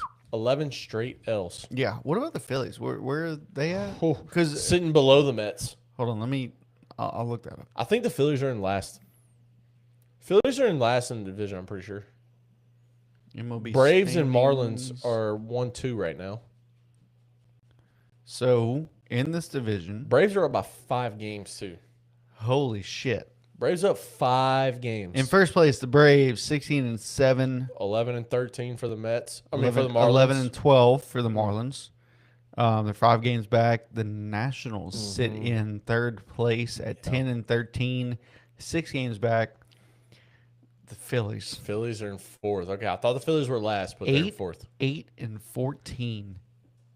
Okay, what's the Mets? Mets are 7-15. Yeah.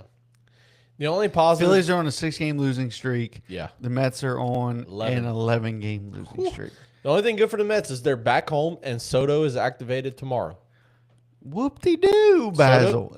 Soto's been out for 2 weeks. Good. So. Good. Look, Good. I hope he comes back and goes 0 for 30 in his next 30 at bats. Yeah, $765 million. So let me get it. Yeah. Woo! Yeah. Well, look, the Braves are on a 6-game win streak.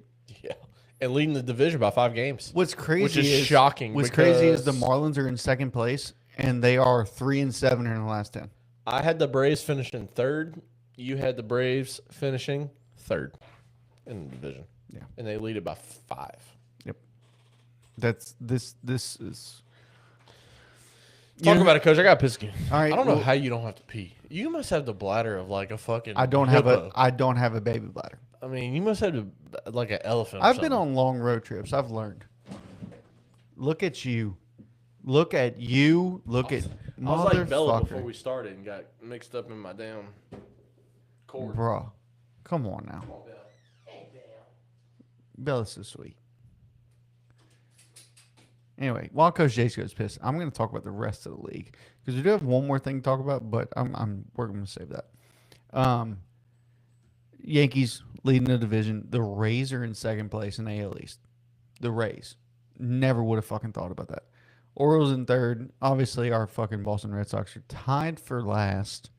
Well, technically tied for fourth, I guess you'd say, with the Toronto Blue Jays, who I picked to win the division. Did not see that coming. Nobody's really on a significant losing streak or anything like that. AL Central, you have Guardians. I forget who I picked. Who did I pick to win the Central? Let me look. Who did I pick to win the Central? Who did I pick to win the AL Central? I don't know. It's right there on the Tigers. This is all you. That's all you. That's all me. Well, the side that says Rob. I'm just double checking. It's definitely you, bud. All right. So I just went over. Before we get to our last topic, I went over the AL East. All right. I'm just going by division, just kind of giving an update, right? Tough East. So AL East, yes, our Red Sox are tied for fourth, with the Blue Jays. Blue Jays I picked to win the division. Red Sox I picked to be in second, and it turns out they both suck. Yankees. A lot of season left. Yankees, yes, a lot of season left. The Rays are in second. Yeah. That shocks the fuck out of me. I mean, should it though? Yes. The Rays are always the Rays. They always shock the world. Okay, I don't think so. But all right. In the Central, you have the Guardians right there in first, the Tigers in second, Twins in third, White Sox in fourth, with the Royals being in last. They're on an 8-game losing streak right now as it sits. The Royals, we don't know what's wrong with them. Honestly. Well, yeah, they can't hit for nothing right now. Did you see what Bob said? What? They got booed last night. Oh, really? And Bob said, or maybe 2 nights ago, and Bob said, well, when you're the worst team in baseball, you deserve to get booed at home.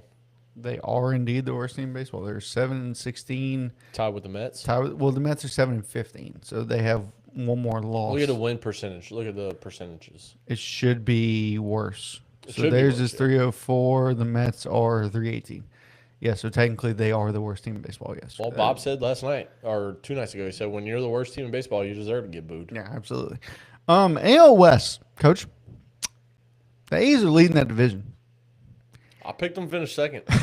A's, listen, did I pick them to finish second? What did I say? AL West. Yes, you did. You did. I also did. I think we had the same. We did have the exact same thing. Nux. Yeah, too bad we're both fucking wrong because here we go. It goes A's, Rangers, Angels, Mariners, Astros. Good. Mariners can lose every game. I don't care. Sorry, Chris. That is very true. Mariners can lose every game. Don't try to take my boy Mike Trout out. I'm with you. I'm with you. And you tried 3 straight games, so fuck y'all. I hope y'all don't it is also, as it always is, it is a very... There you go, Ruck. Okay. It is a very tight race. In second place with the Rangers, half a game back. Angels, a game and a half. Mariners, 2.5. Astros, 3.5. Hey, bro, look, that Angels team, sneaky. Jose Soriano has turned into an absolute ace. Mike Trout's back. Kurt Suzuki. Jose Soler is a... Jorge Soler and Jose... no, not Jose. Alvarado? Joe Adell. Oh, no, Joe Adell. Joe Adell. Joe Adell, 3 robbed home runs in a game. Look, we got some dogs on that team. Well, we knew Joe Adell was going to be kind of a stud. It took him a while to kind of get into his groove, his element. Oh, my God. How'd that ball get out? Oh, that's fucking... That's 42. That's Jackie. Yeah. How'd that ball get out, dude? It hit that guy's hand. Yeah, he's shaking it like Jake Brown did. Yeah. Jesus. That's what you get for talking shit about him. 2-run homer. I didn't talk shit. I just said there shouldn't be a white guy that wears number 42. I don't think he's white, though. I think he is. He might be Italian. I think he's got a little... He's got some color to him, for sure. Yep. But anyway, so NL East, we've already talked about that. That's fucking ridiculous. NL Central, the Reds in first, which is crazy. Did I pick? No, we both picked the Cubs. Yeah, I picked the Reds to finish fucking... I think third because Hunter Green was out. You picked third, I picked fourth. Yeah. Reds in first. Pirates. Second. Yeah. Actually, Pirates are tied for second with the Cubs and the Cardinals. Yeah. So they both all three. Well, we talked about the Pirates last episode. All three of them have a 13-9 record right now. They're all a game and a half back in the Central. The Brewers are in last place with 4-6 in their last 10. It is not looking good for the Brewers. Well, they have a lot of problems. I mean, Yelich is out, Jackson Trio's out, Andrew Vaughn is out. So there's your starting right fielder, center fielder, first baseman, all out. You traded Freddie Peralta, one of the aces of Major League Baseball. You traded him this past year. So, you got Brandon Woodruff is back, but he's your fifth guy on the mound. So, yeah, they got a lot of issues, man, with the Brewers. But I mean, I wouldn't be surprised to see the Brewers make some kind of run at some point. Look, every team's going to make a run. We're still 21, 22 games in, 20 games in. No, for sure. Everybody's going to go through a slump, and it's going to be, we'll find. If you just had to guess, I know you probably looked at it recently, but if you had to guess what the NL West look like, what would it be? 1 through 5. Well, I know the Dodgers are leading, and the Padres are right there. Padres are on a 7-game heater right now, 6-game heater. No, they're 2-game win streak, but they're 9-1 in the last 10. Yeah, so I know they recently went on a heater. I know the Giants are in last. They got off to a rough start. Not in last. Well, by half a game, not in last. Okay, so the Rockies are there, and Arizona's in third. Yeah. Yeah, Arizona, the Diamondbacks have looked really good. They've had a really good start to their year. 13-9. I mean, they're 7-3 in their last 10. Their pitching's been really good, especially Coach. I don't know. Can you pull this up real quick? Go to another tab, and I want you to type in Michael Soroka. Oh, yeah. And see what he's doing this year, because his numbers are absolutely insane. A very underrated signing for them that, not many people are talking about. But this is a guy that's 4-0. Go to reference? It don't matter. Whichever one. MLB.com or Baseball Reference. He's 4-0. He's got a sub-3 ERA at this point. I think it's sub-3. Can you check that for me real quick? So, ERA. I think it's sub-3. What the fuck is ERA? Check that for me real fast. Shit. ERA is a 2.78. And he's 4-0.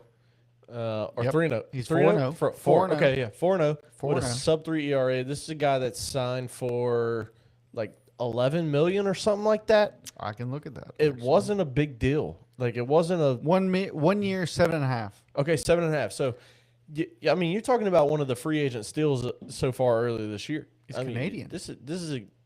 He's only 28 years old. You want reference? Yeah. Scroll down, look at his past years, see what they've been. Get those numbers out real quick. Okay, so his past years. I know he's been doomed by injury, so his game started might not be high. Yeah, so last year he started in 1 game, but he pitched in 6. Hey, we answer with a homer. Who hit it? All right. Good shit right there. 2-2, Tigers, Cade and Cade Arambide. Got it. Yeah. Cade Arambide. Yeah. Yes. So last year he only pitched in 6 games. He started 1 and had a 108 in those 6. Yeah, 6 games. Yeah, but all right. So the year prior he had a 4.87 in 16 starts. Yep. He had a 4.52 in 17 starts with 22 games. He really hasn't been. He's been a starter pretty much up until 24. Yep. Up until 2024, he's with the White Sox. So whenever he was with the White Sox, he started in 9 games but pitched in 25 and had a 4.74. His lowest ERA up until this point in 29 games in 2019, he was an All-Star with Atlanta. I mean, that was whenever Atlanta had Soroka. I don't think they had Strider yet. But 2019, they had a damn good team. But the point being, I mean, when did they win the World Series? 21? 21. Yes. Yep. Okay. But I mean, you look at those numbers, dude. 21 and 22, he did not pitch because of injury. Yep. 1 for 7.5, and he's 4-0 with a sub-3 ERA so far. Yeah. You talking about a free agent steal so far for him. So that's why that division is sitting the way it is. I mean, he's a big reason why the Diamondbacks are where they're at. Yeah. That's a big reason. Yeah, it's pretty. I mean, but if you look at this NL West, you pictured this. Yeah. Padres are in second place. Well, we didn't picture it because I think we both had San Francisco finish in second. Do we both have them finish in second? Yes. Yeah. So it's not really what we pictured. It's a long season. Yeah. I mean, Never. Look, Tony V has been fired up in the fucking dugout. Yeah, it's been fun to watch. It has been fun to watch. He's kind of bringing the whole King Griffey Jr. let the kids play back, right? Him and Drew Gilbert fucking getting along very well in the dugout, like hitting each other. Fucking Drew Gilbert hasn't bit him yet. That's a good sign, I guess. I don't know, but you look at this and you go, holy fuck! Like every other division besides, I think the AL East looks like it should be, or it looks like it looks like it shouldn't be, right?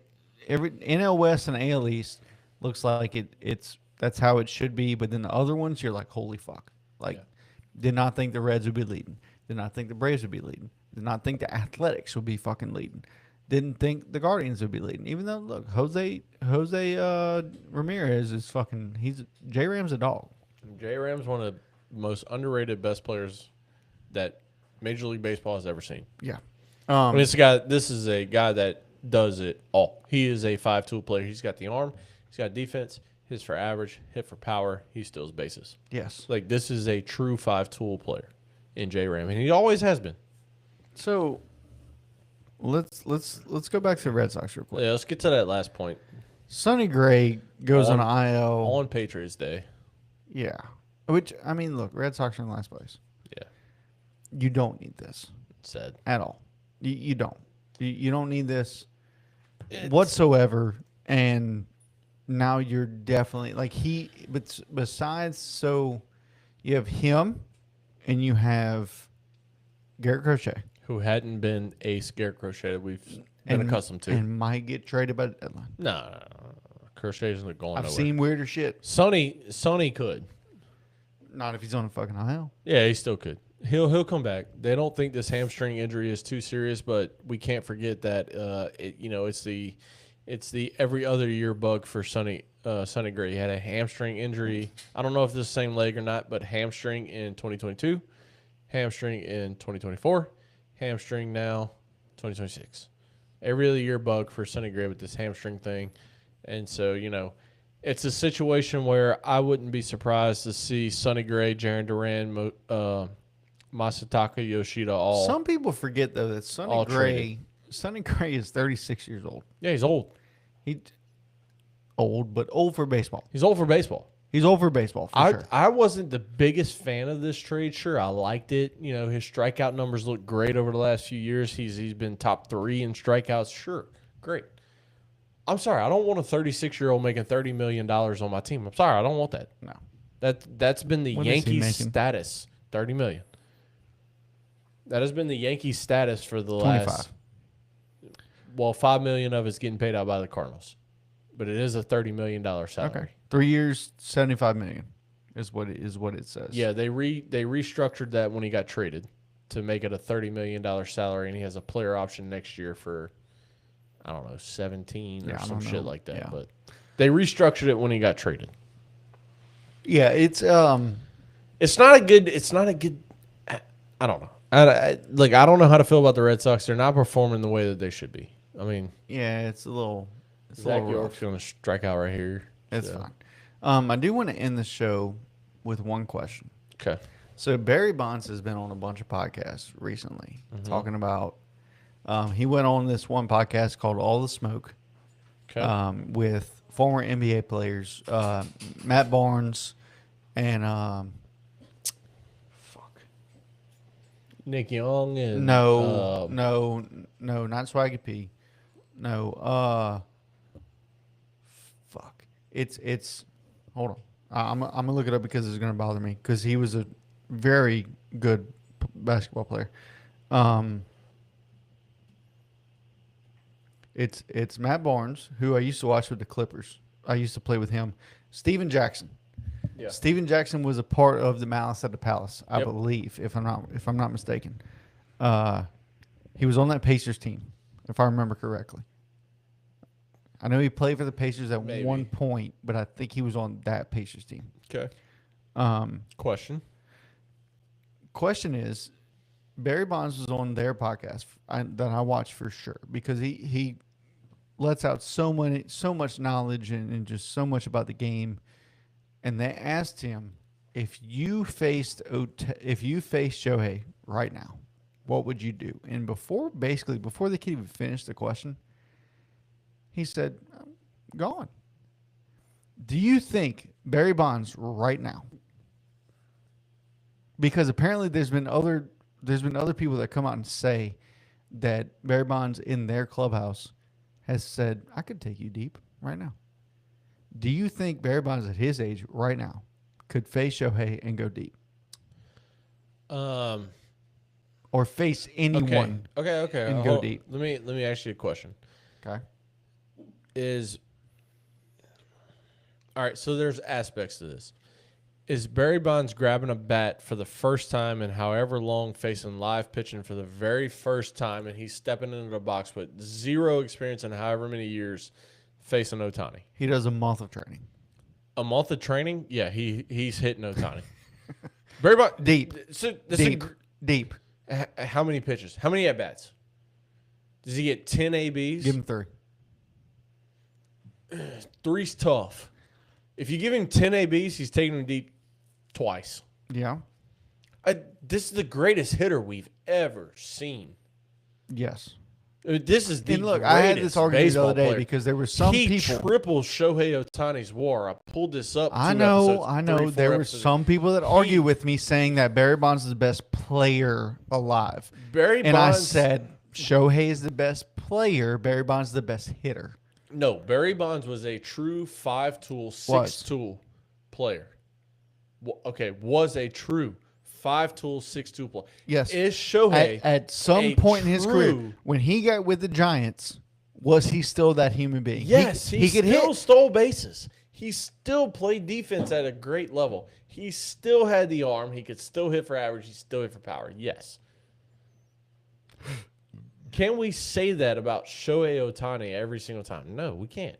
Shohei went from stealing 55 bags one year to still being a permanent DH and stealing 22. We just hit a lot of home runs. He didn't have to steal. The year he didn't steal, he hit less homers than the year he did steal. Okay. Barry Bonds went to the Giants when he was 28. So in 93. Holy fuck.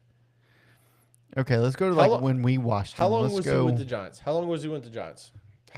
From 93 to 2007. So how many years is that? 3, 4, 5, 6, 7, 8, 9. 2000, 1, 2, 3, 4, 5, 6. What year did you say? 15 years. What? Hold on. When did he go with the Giants? 93. 93. Okay. 1993. All right. This is. Buddy, he led the league in WAR for so many fucking years. Before WAR was even a fucking stat. This is the greatest baseball player we have ever laid eyes on. I don't understand why this has to. I don't understand, but whatever. All right, hold on. So when we started watching it in like 2002, when we started watching Barry Bonds. Hold on. 93. Okay. To 2007. To 2000 How long has Shohei been in the league? Let's do that. How long has Shohei been in the league? What year of Shohei are we on? Shohei Ohtani. Year 8? Year 9? Hold on. Give me a second. It's year 9, by the way. Okay. Well, I told you, give me a fucking second. Yeah, well, it's year 9. He's been in the league for 9 years. Okay, what are we picking from when it comes to... Oh, shit. I picked the wrong thing. Hold on. He had 59 stolen bases that year. He did 50-50. Hold on.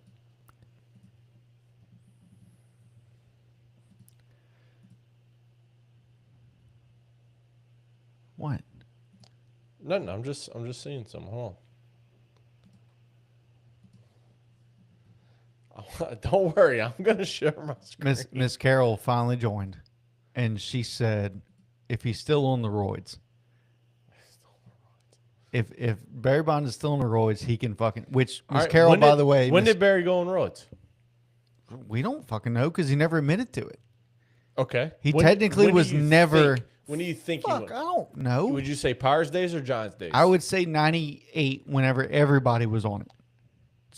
Okay, 98. That's when I would say it. Okay, he joined the Giants 93. in 94. 93. Okay. Here is Shohei Ohtani as a pitcher and hitter. He's doing both. No. It holds him back a little bit. No. First 9 years of their career. First 9.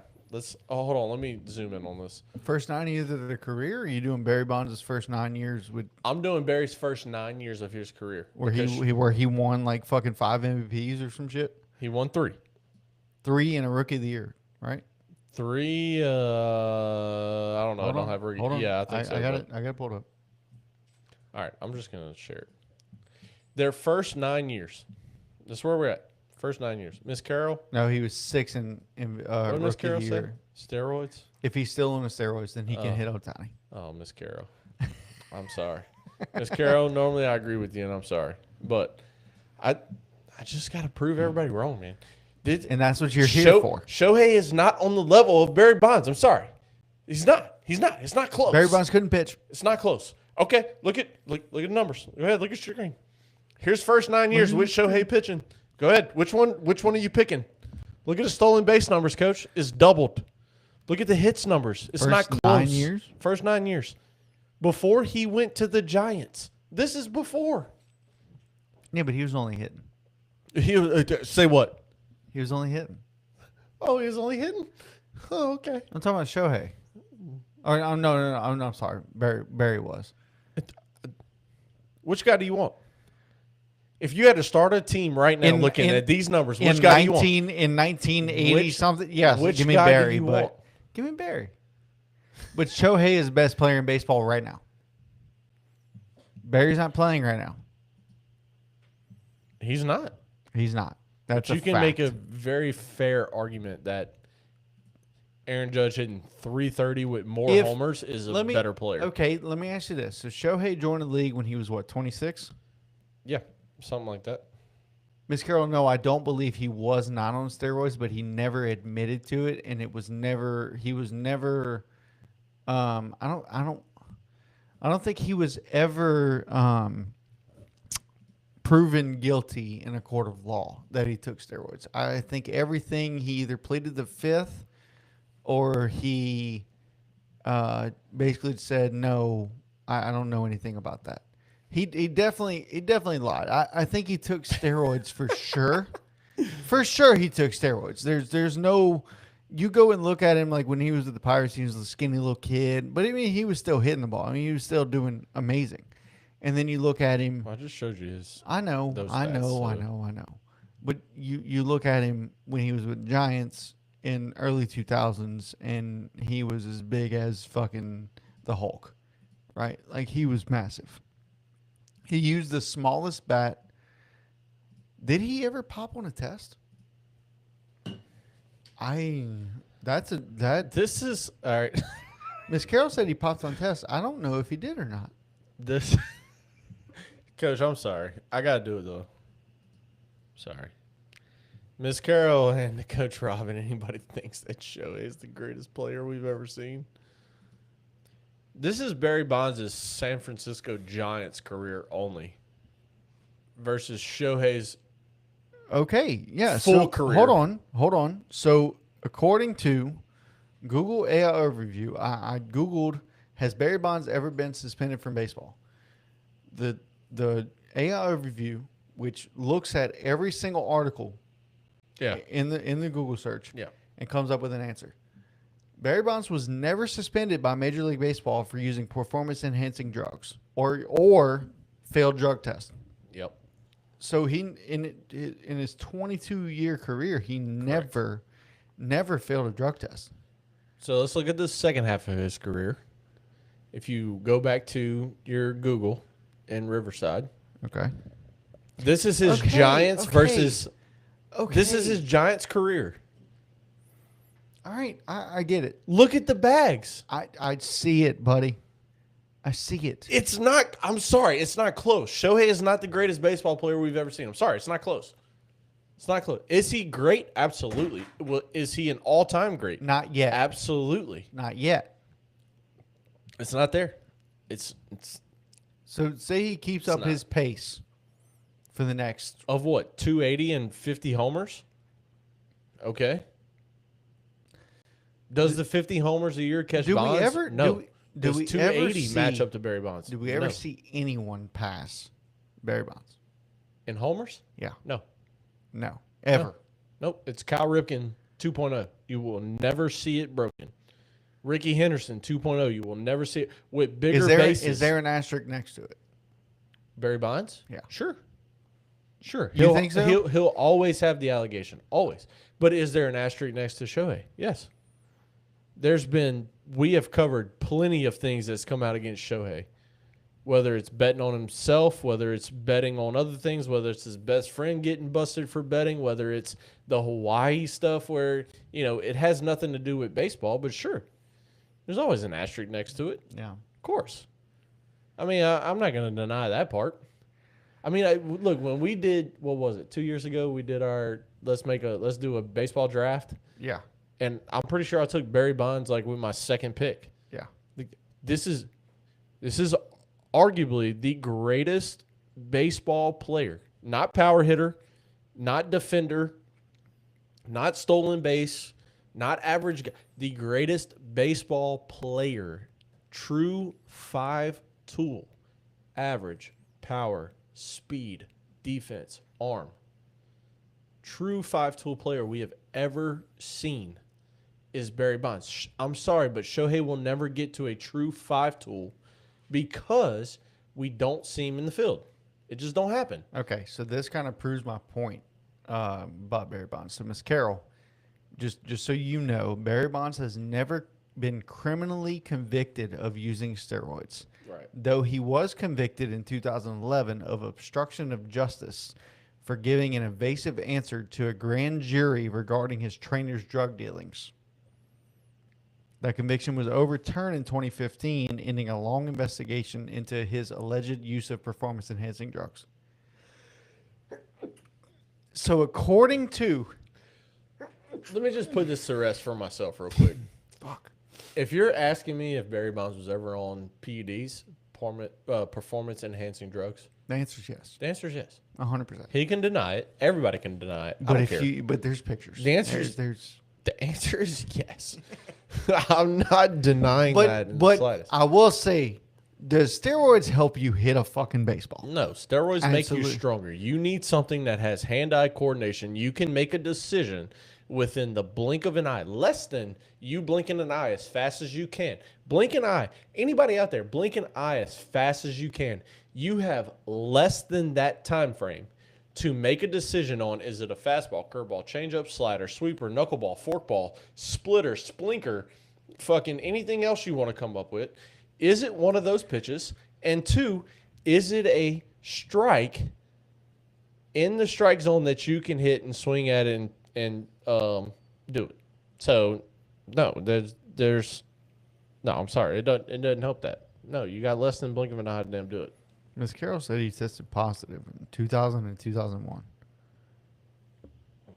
After I looked it up. Come on, coach, you can do it. I'm just trying to find it. Because trying to think. In 2000 and 2001, he played in 143 games and 153 games. Led the league in WAR in 2001 with 11.9 WAR. Yeah, I don't think so. But hey, what do I know? I'm just here giving my opinion. What are you typing in? Has Barry Bonds ever tested positive for steroids?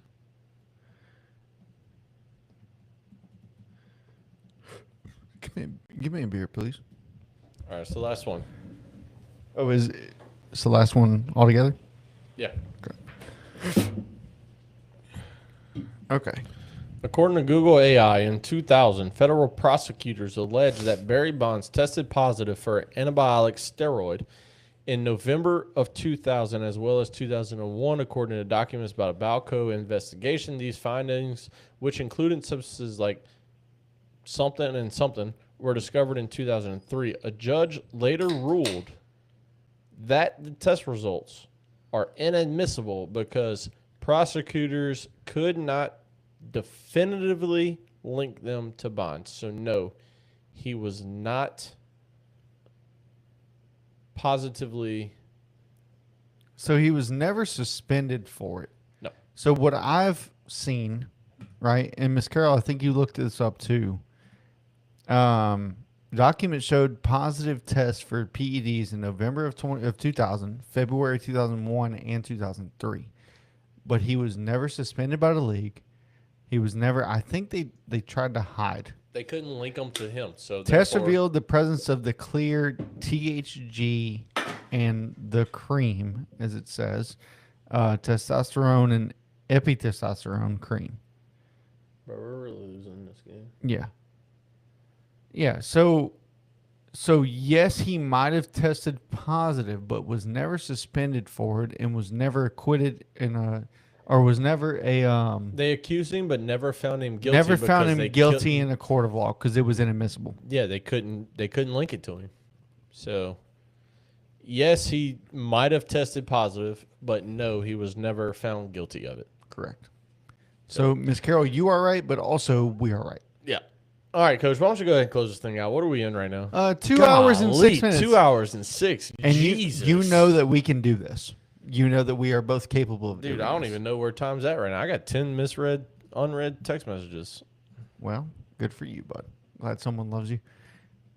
Anyways, Miss Carroll, I agree. That does not mean he did not do it. Oh, 100%. 100% he did it. 100%. We all know 100%. We all know he did it, but we also know that he was never found guilty of it. Yep. We can't say it's 100%. So we can't say he didn't do it, but we can look at pictures from in between seasons and all that shit and find that yes, he did fucking do it. There's no way that he did not do steroids, but also because he was never found guilty, we cannot definitively say that he actually did steroids.